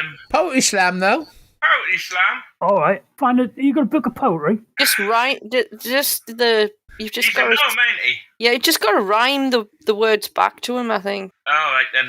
There was a So young step gnome. out. He hands you a microphone, like one of those plastic kiddie microphones, Okie dokie. and he starts spitting some sweet rhymes about how halflings can't take their beer, and they can only have half as many cookies as gnomes. I need three successful checks within 5 rolls. So he spits it out. Everybody laughs at you. Setting this charisma performance. There you go, Dave. Gnomes, they're the best. You stutter as you begin to thing it. Everybody laughs. He's got his arms crossed in that like rapper thing. His pants are halfway down, showing the crack of his ass. He launches into his second verse, saying how halfling holes are all smelly and they're better used as latrines. So give me a comeback on that one. Not 20. Ooh, what? Dave, you let forth such a stream. What do you say? I say gnomes wonder because gnomes got no gnome to go to. Oh, like the whole crowd goes, ooh, like that. He stomps back, and then I'll give that 2 successes for your nat 20. He stutters a bit. You've obviously rattled him, and he's like, all you can do is walk. Oh, another 20. And Dave, so you put him well down. How do you finish this cocky little gnome out? You should have been a ranger, the gnome ranger. Ooh. I would personally have gone with lawn ornament, but so you slam him, and he backs off. The crowd cheers for you. Fine, he says. You win. No hard feelings. Holds it out for a fist bump. I bumped my fist. He holds your hand up. He's like, give it up for, what's your name there, lad? Sherlock. Give it up for Sherlock. And for that, you win not 1, but 2 prizes. You get, a cuddly toy spider. Dropping them in the inventory for you now, Dave. You'll like that one. You get a cuddly toy spider, and you get a bottle of Witchlight wine. Can I just say, weren't we supposed to be making sure that Dobby is the most eligible to win the thing? By us taking more part in more things and leaving Dobby out, isn't he going to be least favoured to be up on stage when, Possibly. Possibly. Or he was going to somehow hide round the back. I don't know how he's going to do that, but I'm sure him and the dice will tell us. I just think you lot have got a weird way of going round things. Well, that's without a doubt completely. Well, I did wait for somebody else to do it, but nobody was interested. Dobby, do you not want to take part? Well, Since you seem to be the most skilled, if you know what I mean. Wink, wink, nudge, nudge. Don't know who's listening in case that fucking Kenku bastard's here. I've got my eyes on Olin swirls. Yimble, the gnome rapper. Yo, step right up. I'm Olin Kimble. I don't need to be held on a gimbal. But I bet you shit right into a thimble. Dum-dum-cha. Go. So, you want to take it? You want to take on Olin Kimble? Kimble? Go on then, I'll give it a go. This is going to go well. Okay then. So, he spits some mean rhymes about how you're not really a horse, you're only a donkey. Because you're only medium-sized. Ooh, that's harsh. Dobbsy tries to retort, but he stumbles his words. All of them's like backing around the stage, giving it the old bring it thing. It doesn't look impressed at all. Go for it. Give me another performance. Oh, because of your stat, it's another failure. He's now stumbling over his words, and you're sweating profusely as you fail to get the rhyme. And he's like, yo, Dobbsy, I heard your man was a tart. You're only good for pulling my cart. Woo, what? Oh, yeah, you're losing this Killing badly. herself. You're losing this badly.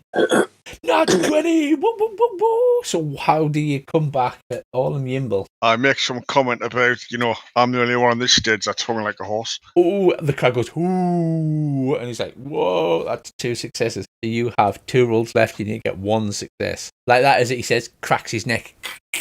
I can do that for him if you want. You're Dobbsy. You might be hung like a horse, but only blind women could contact you in Morse, he says, as he seems to stumble a bit over his words. Another nat 20! Oh, yes! Yeah, how do you put this dude right down? I say, well, you might not have a little bit of center in you, but your mama sure did. Oh, he No, went you for your didn't. mama. He went Oh, for your you mama. did. No, you did not. And he's like, whoa, dude, it's only a game. He's like, edgy voice has gone. He's like, whoa, hang on, it's only a game, man. Says, right, well, we have another winner. I'm going to issue you 2 prizes. Obviously, you also get a cuddly toy spider. What else? Hope Nanny's have got A fear of wooden spiders. wand. There you go. They're in the parcels for you. Wooden wand and a toy spider. Nice. So help yourself to those. Put them in your inventory. With that, he says, okay, we're going on a tea break now. I'll be back to spit some rhymes and waste some time in half an hour. As he shuts the tent as you leave, clutching your prizes to your breast.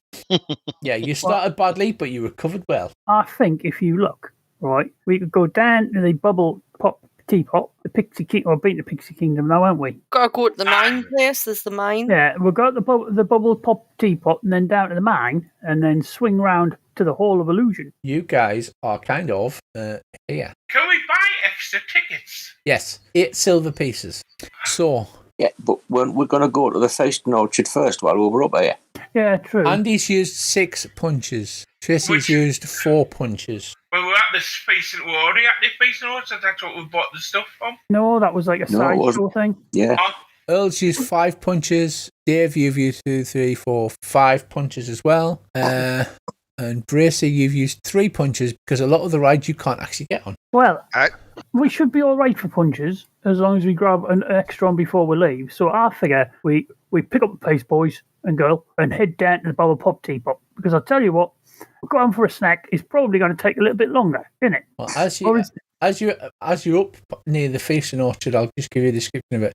Music and mirth radiate from the park. A heady scent of flowers, mead, and berry pie waft through the air. Stilt walkers pluck fruit from trees, musicians drum, pipe, and strum, and everywhere there is singing, dancing, and an inordinate amount of custard. It's in giant vats. It's been slopped onto the tables. See that thing at the back with the pie on top? That is a gigantic barrel full of warm custard. well, these custards don't have spotty dick, do they? Or treat or tart. A big sign hangs above the door. Eating contest!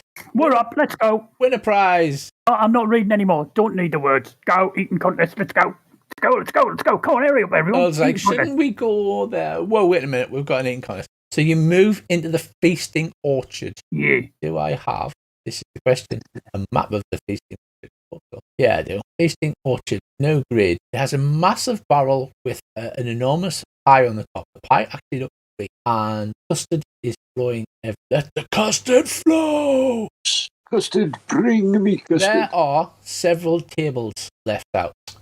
And the goblin barker is shouting, 1 ticket punch, enter the eating contest, win a very, very special cupcake. Very special cupcake. Go on then. I'll go straight over. I'm on Saturdays. Very well. Come get, there's another barker with him. Who's having a ticket to punch? Andy? No, I'd better not. Oh, I absolutely am. Earl is definitely up for the eating contest, yeah? Is he Anyone wrong else? to punch a ticket It's twice? unladylike for me to stuff my face. It's not a done thing. So if Douglas doesn't enter, I will enter. if you need a spare punch to enter, you're welcome to use my ticket. Right, so I think Dave, Alvana should go wrestle in warm custard. yeah, Davey, you're Oh. having a punch. Anyone else entering? Race, are you? Oh yeah, I am. Dobbsy, you are on 4 punches now. He's like, oh, see, does. It does. Right, so you step up and there's a prize. There's like behind the bar, so you get your ticket to punch. There's like a shelf with like spotlights shining down on this particularly delicious looking cupcake covered in pink icing with a large cherry on it. Take your seats, ladies and gentlemen, entering the contest. Take your seats. Does Dobbsy get advantage? Because doesn't he have more than one stomach or something? No, that's a cow. I guess. I tried for you, literally Brucey. do. I tried. Yeah, but I literally do eat like a horse. So you move yourselves over to the appropriate table and you sit down. Several tables are filled with a random assortment of carnival goers. And on each table is a gigantic pile of small glazed cupcakes, each filled with a dollop of berry custard. Go the simple. You eat as many cupcakes as you can in 60 seconds. Are you ready? I was born ready. I'll make sure there's enough within arm's reach. I'll get a few extra within arm's reach. Okay, you're gonna love this. Let's just see. I'm not. You put that time. Select all PCs and roll initiative. Right, each player can easily wallop down a number of cupcakes equal 3 plus your constitution modifier. How many? I'm not partaking in the eating. Yeah. I'm just going to sit back and watch them. I'm just going to drop the non-partitioned initiative to 0. So did you say it's 3 plus your con modifier? Yes. That would be 5. I got 4 then. There's 5.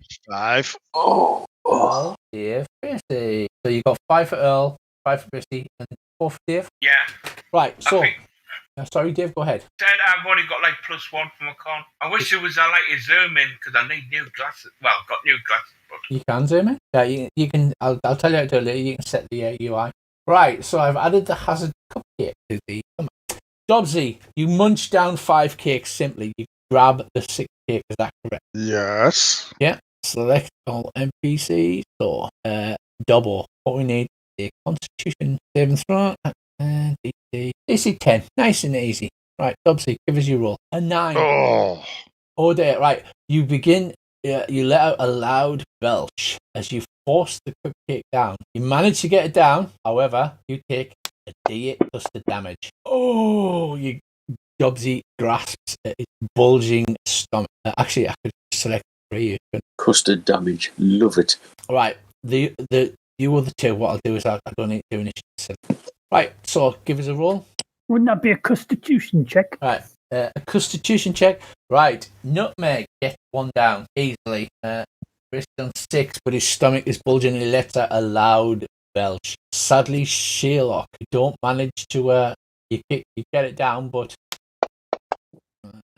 you manage to get it down, Dave, but you take 8 points of custard damage. Okay, Dave, you start to belch. New round. It is now part of DC. You're like, oh no, yes, it is. So now DC 11. You look each other in the eye. Two of you burping, custard dribbling out the side of your mouth. Oh, I threw up everywhere. Oh no, Nutmeg succeeds once more. Easily munches down. He's on cupcake 7. Sadly, the cupcake causes a D8 custard damage to Sherlock. Right, Sherlock, you force the cupcake down. You try to solve it, you can't get it out. Then with a loud, you double over, vomiting the rest of the cupcake onto the floor. And the bar shouts, "He's out! He's out! Who was shown for a halfling supposed to be able to eat?" Now, let's see, custard damage. Jobsy is also down, attempts to have another cupcake, lets out a loud fart and collapses with custard running out of his mouth. That just... Oh, horse farts. We have a winner. Earl. I'm not finished yet. Whoa. He goes for another cupcake. Yeah. Right. Time's not up, is it? The bar... No.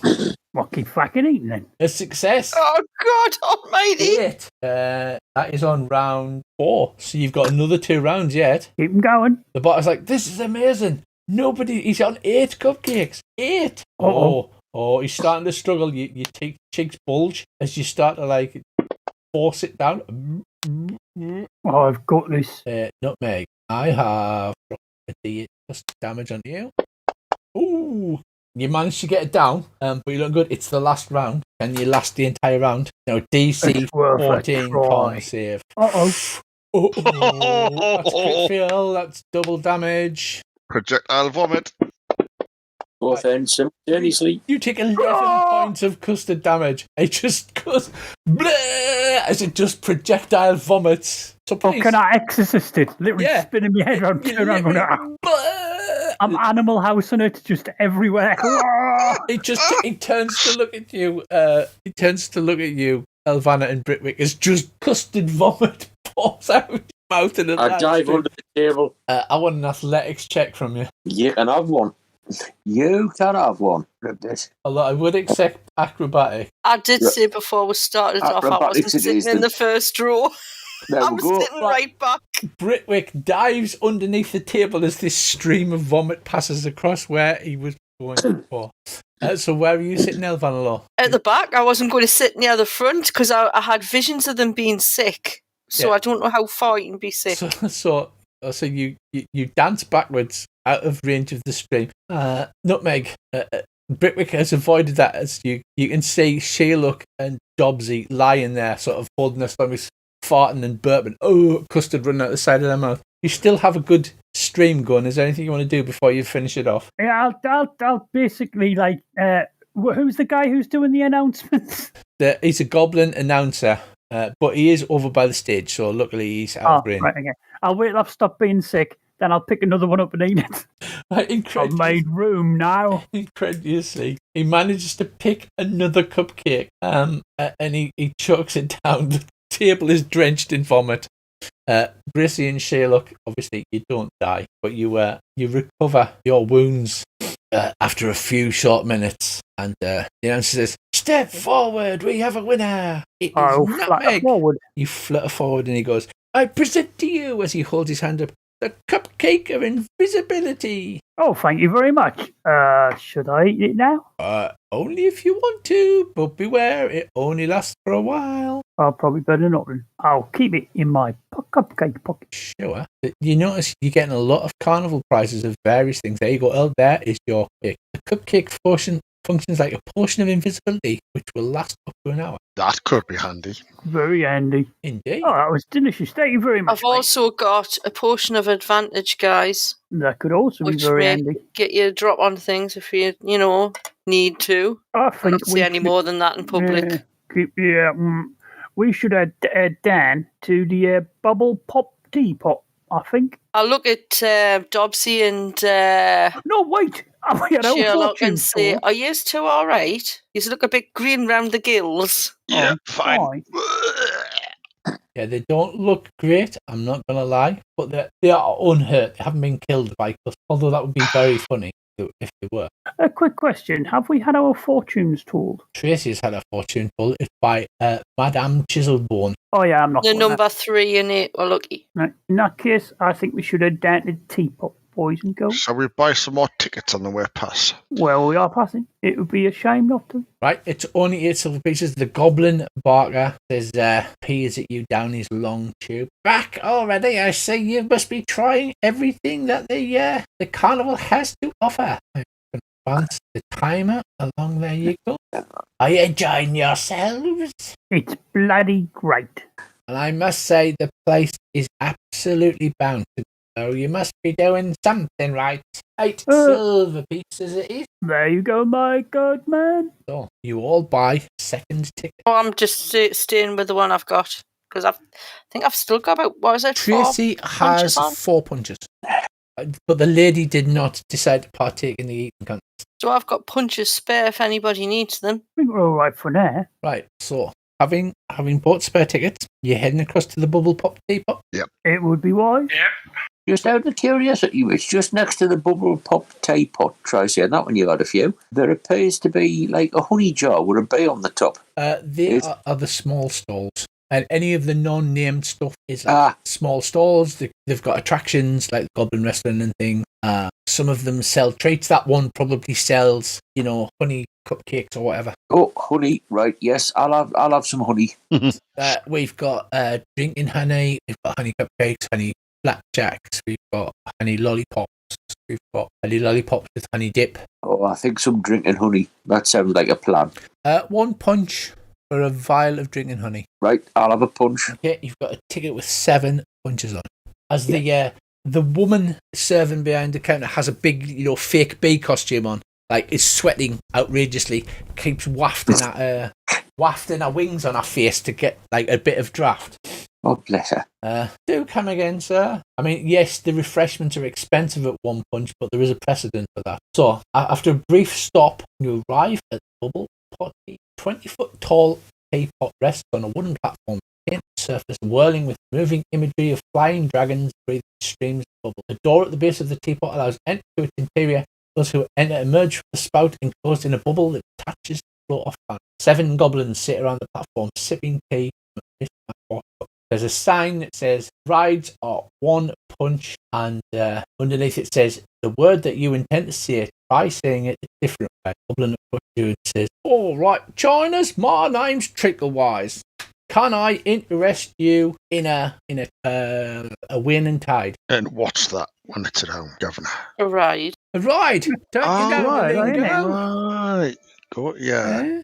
It costs 1 Okay. stamp of your bramble thicket. If you want to that's go on the right. gnarly tree knot. Your bramble thicket, that sounds like a euphemism. Yes, my ticket. Let you stick it. He chuckles and he says, "Just for you, little lady, because you talk the language," and hands you a small packet. Ooh. He stamps your ticket and he says, "Just go through the port there into the bottom of the gnarly teapot, and then you'll be surrounded by a toil and trouble."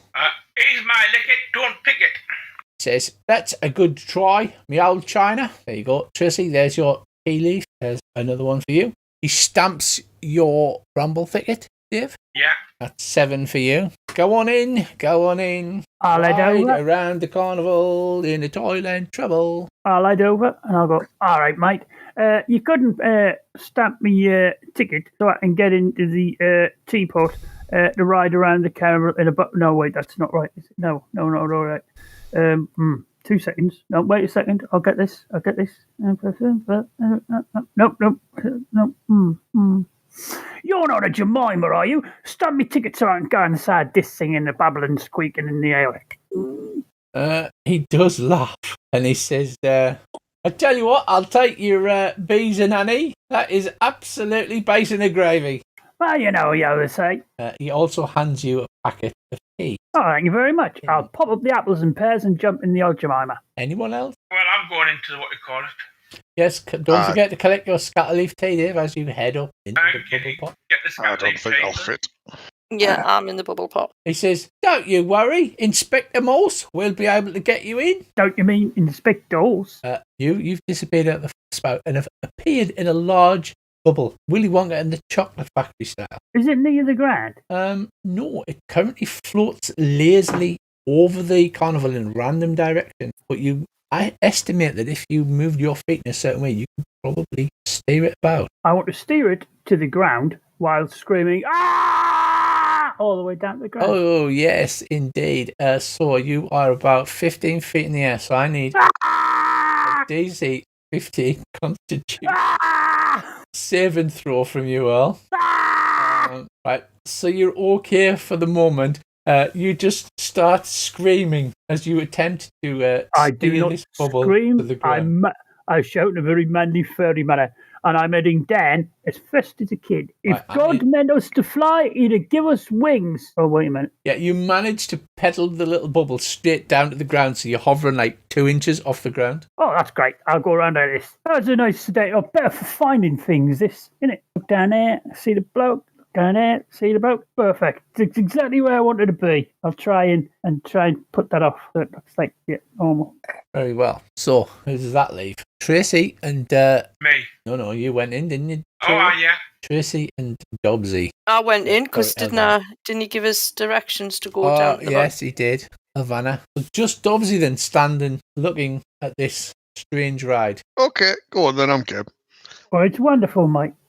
So he punches your ticket and you head in, and somehow through the magic of the magical bubble teapot, you pop out the top in an extra large bubble. It's spongy, but it doesn't look that safe as you all drift slowly over the carnival. You'll drift in a random direction unless you wish to attempt to steer it. About 15, 20 feet in the air. Yeah, Except for Earls. I'll try and steer it by, can I run in the bubble? Yeah. Like different directions? Oh, I do that then. Sounds like a laugh. You begin to run. I'm going to try and steer mine and then slip over and have the bubble spinning, but with me going round in it. So as Sherlock runs and the bubble heads off in a completely random direction. Like a gerbil in one of those plastic balls. Yeah, Britwick falls and the bubble spins and he sort of goes round and round and round the inside of the bubble until his eyes cross and he becomes dizzy.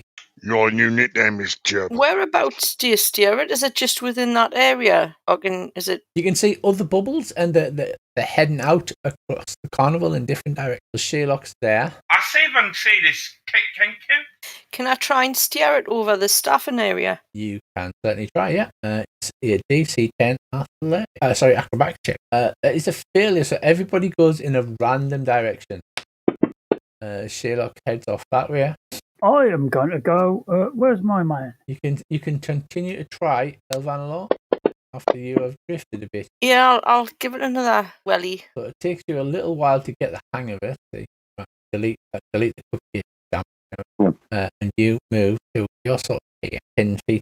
I think my floating height thing stopped working. Yeah, that's good enough. Right, so give me another roll. Yeah, you drift around a little bit over towards the big top, and then you seem to get the hang of it and start pedaling the bubble over the top of the staff area. I want to see if Mr. Witch and Mr. Light got their knickers in a twist over what happened in the big top, because they seem to be missing over through all the panic.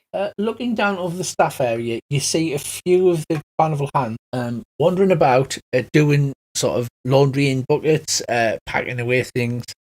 There's no sign of Mr. Witch or Mr. Light, but Burley's there ordering hands to load barrels into a gigantic, shiny-looking cannon thing. Looks like he's telling them to load the glitter. All of the glitter, not some of the glitter. I'm going to walk through the Pixie Kingdom at 2 feet to the ground. So you walk through the Pixie Kingdom, and All right. Yep, nice to see. No, nice. Yep, very good. they wave at you, looking rather surprised that you're 2 feet off the ground. Oh, it's a broken bubble, mate. It's all right. I got it. Oh, mine. Right, from where you are, Sherlock, you don't spot the particular character that you look for. So you spend a short time riding. You don't do anything specific. It lasts a little while, and then the bubble begins to quiver as if it's about to pop. Move down to the ground. Oh, I'll panic and head straight down to the 1.5 feet to the ground. Yeah, I'll panic and try to steer it away from the staffing area because that's going to. You've got the hang of it now, so you get it back over the big top. Yeah, down and it ground. pops about 20 feet in the air. But you are under the effect of a feather fall as there's a tinkle of pixie dust in the air around you, and you slowly drift backwards and forwards until you land safely on your feet. A la Mary Poppins. You do that for like the inch you're above the ground. Hey! I'll try not to panic. And you have landed, scattered around the fair. Not far, but far enough. Sadly, Britwick has not managed to get anywhere. He's gone up a little bit, but he just sort of he's running in all different directions. His bubble's just spinning in circles until it finally pops. So your ride has basically just been one of verticality rather than anything else. Yeah, I'm just going to lie face down on the ground and yes, you lie wrap my ears over my eyes until the world stops spinning. Yes, you have landed several feet apart. Obviously, this is full of carnival goers. I don't know if you had made an arrangement to meet anyone. Well, we're going to the mining thing, won't we? Next. Do we all head to the mining thing? Yeah. When the world stops spinning, I'll wobble me way down to the mine. You ever seen a white rabbit with a green face? Oh, yes. I'll go that way. With bits of custard in your fur. Yep, and candy floss still stuck to my ears. You've got candy floss and custard covering you. Oh, this is getting so good. Oh, no, we haven't been to either. The mermaid. True. So arriving at the mystery mine, you can feel the pleasure of the carnival goers. Every kid has a full candy floss or an ice cream. All of them have big bunches of balloons now. They don't just have one or two. There's laughing and giggling. Calliope music's going at full tilt, and the lights are flickering, and you can tell that everybody's having a wonderful time. So you come to the mystery mine. It has, as I you just can PM'd see, you, Rich. what? PM'd you. As you can see, yes, it is. Oh my god. Yeah, some people might have recognised the mystery mine. Some people might have not. I knew that was the haunted house, and it's supposed to be some. I've got it. So you get into a minecart. It goes around from where the tunnel is, which is the entrance, and it heads through the mouth of a giant dragon. Held by magic, the minecart's laden with fair goers trundle into an opening carved out of dragon's mouth. The carts reappear moments later on the far side of the attraction, with the passengers expressing a mixture of bewilderment, fear, and excitement. Near the entrance, a male dwarf dressed like a wizard shouts, "Unlock the mysteries of your mind in the mystery mine." He has bushy eyebrows, wears a pointy hat, and holds a large clockwork contraption shaped like I'm a there. giant eye. Ticket punching. I'm going in for that one. Yep, Yeah, may as me well. too. Know your fears. Right, Andy, your ticket is, as it's punched, it turns like a greyish colour, and it's still there, and it just feels like non-magical parchment. Right, well, I've got my second ticket if I You need do. it. Earl, are you heading on this ride? Oh, I absolutely am. So far, only Earl has figured it out. Right. Dave, are you joining the mystery mine? Yeah. And Brissy? Oh, yes, definitely. I think I Right. know what it's from as well. So Dave, Earl, and Andy, your three first tickets have run out and have turned to plain grey. And now, magically, the words "souvenir only" have appeared across the tickets. So, I am the Fixo. He's small, got a red robe and white hair. Oh God! Oh, Oh, I know what this is now. Please come and be. Oh God! Unlock the mysteries of your mind. A minecart pulls up. You'll all fit in one. Step right up. Stare into the eye of all seeing. He holds his clockwork contraption. In the minecart. You don't. I'll jump on in. You leap into the minecart. Am I right, Rich? And as you all get in, yes, Tracy, as you all get into the minecart, it slowly begins to chug and chug, and picks up speed as it heads round the track. It gets all the way around the track, picking up speed until it's fairly, the wind is whipping through your hair. You vanish into the dragon's mouth. There's a great like a flash of light and smoke. You start to cough, and then you appear on a set of track in the air. And as you're traveling about, strange creatures from your mind, your subconscious leap up. Things fly overhead. The track isn't resting on anything. It's going up and down like a roller coaster. What is the thing your character fears the most? I'm not big on heights. Yeah, the cart goes up hundreds of feet in the air. Ah! And repeat. And I have DC 12 with save throw. What does your character's fear as the illusory things jump out and snap at you, taunting you? Being defeated by Moriarty. Moriarty leaps up and mocks you for being a fool and being unable to follow any clues. Anyone else? Oh, got one failure. Sherlock. Sherlock is thrown off by the illusory figure of Moriarty, who stands 100 feet tall looking down over the cart. As he points his great finger down at you, Dave, and you zoom between his legs. Anyone else? Can't really think. I've never really thought about it. Stay puffed marshmallow man. The Stay Puffed Marshmallow Man. Everybody looks around at Dobbsy. Dobbsy goes, "Oh no." And everybody looks at him. What? I'm trying to think of the most harmless thing I could. And as you look round, a gigantic Stay Puft Marshmallow Man comes leaping across the formless void. Give me some more saving throws. You talk through trees and clouds. Everybody at this point is starting to look terrified. Sherlock Burroughs has failed to save. Oh, there.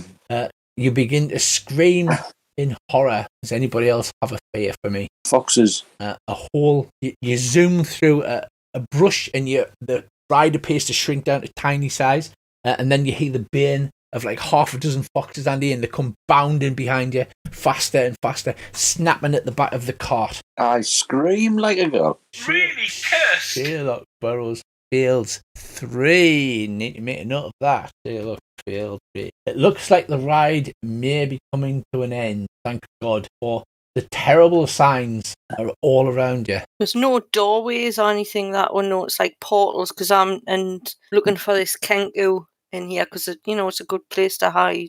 No, I'm afraid not. So, one last burst as the ride comes to an end. You can see off in the distance a tiny little tunnel that gets slightly bigger as you speed towards it. Anybody else got something they're afraid of? Not really. Not really. Not really, no. I don't So- like heights. In that case, you are all Diets! I don't like diets. are all overcome with the thought that the ride is almost over. As long as we don't lose internet connection, and then there's a spark, the lights start to go out. Oh no, we're all losing connection. Everybody's going to drop out of the game before we finish. That terrifies us. Lots more failures. Sherlock rolls a 1, but actually gets things. That terrifies everybody. Oh my God, you don't even know what it means, but you're going to lose connection from the server as you burst forth out into the bright lights of the carnival. Sherlock Burroughs is shaking and has gained a level of exhaustion from the terror. Everybody else seems to be in pretty good shape, having succeeded somewhat. Sherlock, you look terrible. Your eyes underneath you, on your cheeks are all dark. Damn, Sherlock, you look bad. Yeah, everybody, as you come out of the ride on the other side. I think Wiggle.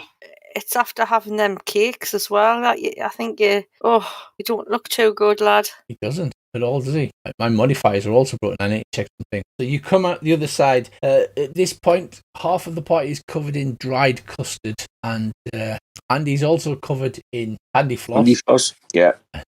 Like Nutmeg's got custard vomit all down his front, Oh God. and Sherlock looks terrible. So one place left to go as you come out of the ride. Two people got it when they looked at it so far. I think Bracy might have twigged. Yeah, I know what it is. If you play the music, they got it. So one place left to go, and then the big heist. Yeah. Silverstone Lakeland. See the mermaid. You head off the Silver Song Lake. Mist gathers at the banks of the shimmering lake. Near its centre, a mermaid lounges in a giant bowl, singing a glorious haunting song that captivates spectators on the shore. In response, the lake water coalesces into magical sculptures that whirl around her as she performs. There's a sign up that says free performances from the Lady Palasha. She sings a beautiful heading off to the beach. People just sit on the the water's edge, admire the thing. I'll have a look to see if I can see this Kenku around. You stare around wildly. You won't see the Kenku. However, a woman's voice rings out. Shut up, you're rubbish. The mermaid falls into her. I'll walk up the precipice towards where she is, and I'll put some silver coins in front of her, and I'll say, ignore her. She's off. Like you can see the edge of the lake. All where right, the thing is, okay. she's sitting on the island in like All right. a fake giant clam singing the song. But it's obviously rattled her. I'm going to cast guidance on her, and I'll say, ignore that I head foolish towards woman. this woman. Ignore that foolish woman. Your song is beautiful, and I'll cast guidance on her. I'll look round and see if I can see the woman. Okay. What I need to do is I need some perception. Yeah, I do the same. I'm going to look for the woman, but I've got to play. I hope she's standing right beside the water's edge because she's going for a swim. Right, yeah. I've got very big feet. I'll just stick my foot out and you can push her over. So Dobbsy as well, yeah. And Nutmeg. I know Elval knows guidance and on the mermaid, whose song picked up in beauty. Yeah, I'll have a look for the heckler. You look around and none of you have spotted the heckler so far. Then the young boys, I need Nutmeg, I need you to roll for a step. Go on there, Nutmeg. So none of you, you look around, but you can't see a woman in the direction that the call came from. And then a young boy's voice calls out and says, "You sound like the noise me mum makes when she throws the pigs fill out for the pigs." And the mermaid once again falters. This time, Earl spotted a small child wearing a blue hat. I will move through the crowd behind the boy, so staying out of his line of sight. I'm going to approach the boy from out of his line of sight. Yeah, the boy seems to be heading towards a tree on the side of the lake. I want to stealth roll to see who's by the boy's passive perception. Fist claps. Yeah. So you try to get into position, and the boy goes behind the tree, and out on the other side of the tree there are three men. You're not sure which it is. Which one's got blue on them? Give me another perception. I'm going to say success. All of them have blue on them, but one of them has a blue handkerchief, and you recognise it as having the same pattern as the hat the young boy was wearing. Charge. I'm just going for him. Full on. Right. So, do you want to give me a stealth roll to see if you can charge him before he notices you? You guys are all looking about. You see Nutmeg head towards a tree on the edge of the lake, and he suddenly just charges. I'm going to get me bunker out. You are going to get your bunker out. Right, so I need... I'll follow There you Nutmeg. go. It's not a hidden roll, so you can see whether you succeed or not. As you That's charge perception, towards him... Rich, that's All right, perception. not perception. I'll do the other one, eh? Yeah. A success. Right, so you charge into them and hit them from behind before you notice. I will rage. You go, rah, you rage. In the on the map, and going to roll from initiative, but he has the surprise condition for now. I'm going to 20 him. Oh, look at that. Right, so first up we have Nutmeg on the surprise as you charge into the back of this young gentleman. I will charge him at full tilt, and as I get to him, I'll strike him across the back with my bunker and shout, "You're surrounded by armed bastards and you're under arrest." Oh, I best just remove your unconscious tag. That might be a good idea. There'll be a custard beat from your custard damage.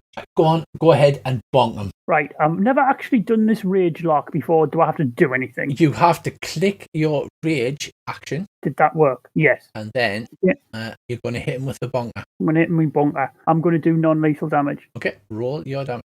Roll your hit.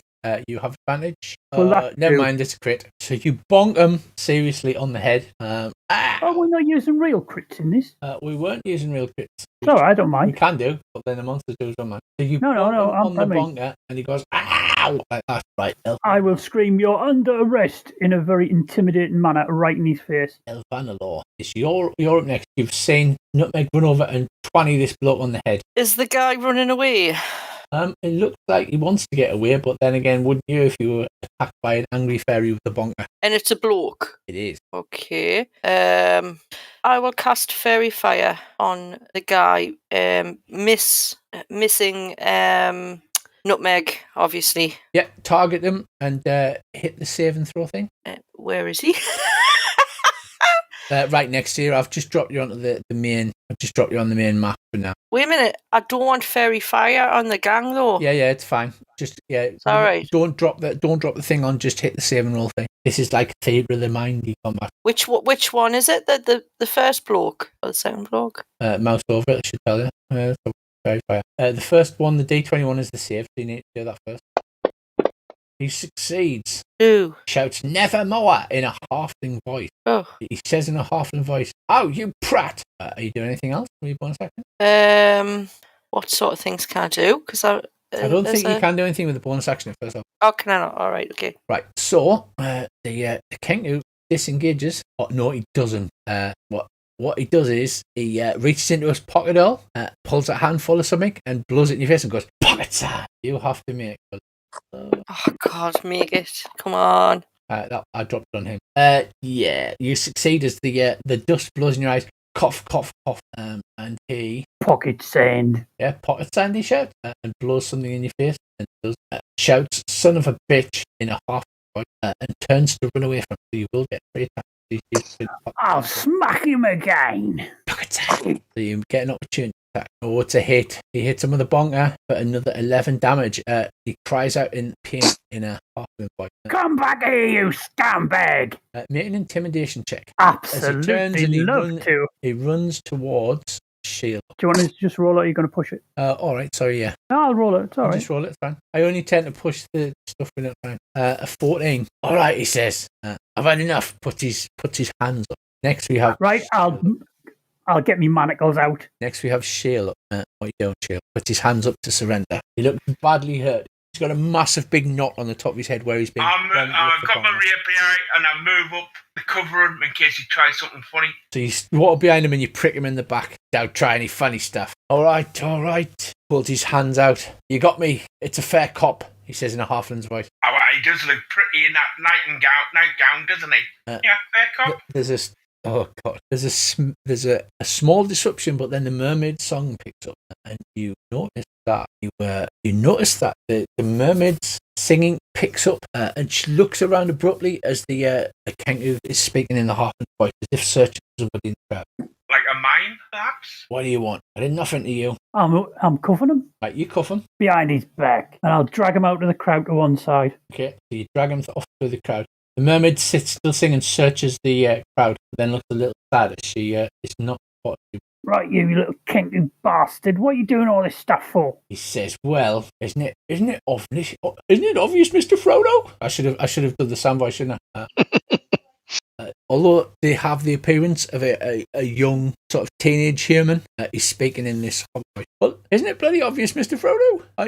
I've been trying to get those bastards that run the fair to tell me where the Feywild is." What do you want to know what a Feywild is for? "Because my patron Ziblina, she's gone quiet and I haven't heard from her for such a long time." She's not a teenage witch, is she? Ziblina? No, I don't think so. I thought you said Supreme.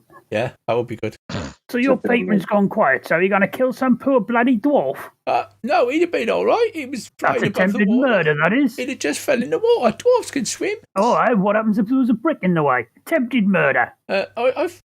I'm being stitched up. You fucking need stitching up, boy, if you don't tell me what's going on around here. Look, I just causing trouble around the carnival until those bastards that tell me what they know about Zibilna and Prismere. Prismere? What's that then? That's the Fey land that's on the other side of the Fey portal. And you don't know where the Fey portal is, right? No, those bastards, they won't tell me. And you want to go and find this Zibilna girl? I'm not allowed to go over the Paywell. It's part of my pact. That's why I need those bastards to tell me what's happened. I know they know something. Oh, they probably know something, all right, but there's no way to go about it like that. And you're upsetting that poor little mermaid. You know, her boyfriend's lost his feckin' voice. What you do know about all the things going missing round here? I don't know nothing about nothing going missing. I just been using my citizens' rights to cause a protest. Citizens' rights? I'll eyeball him, give him the eyeball, and go, do you know you've got no rights here, boy?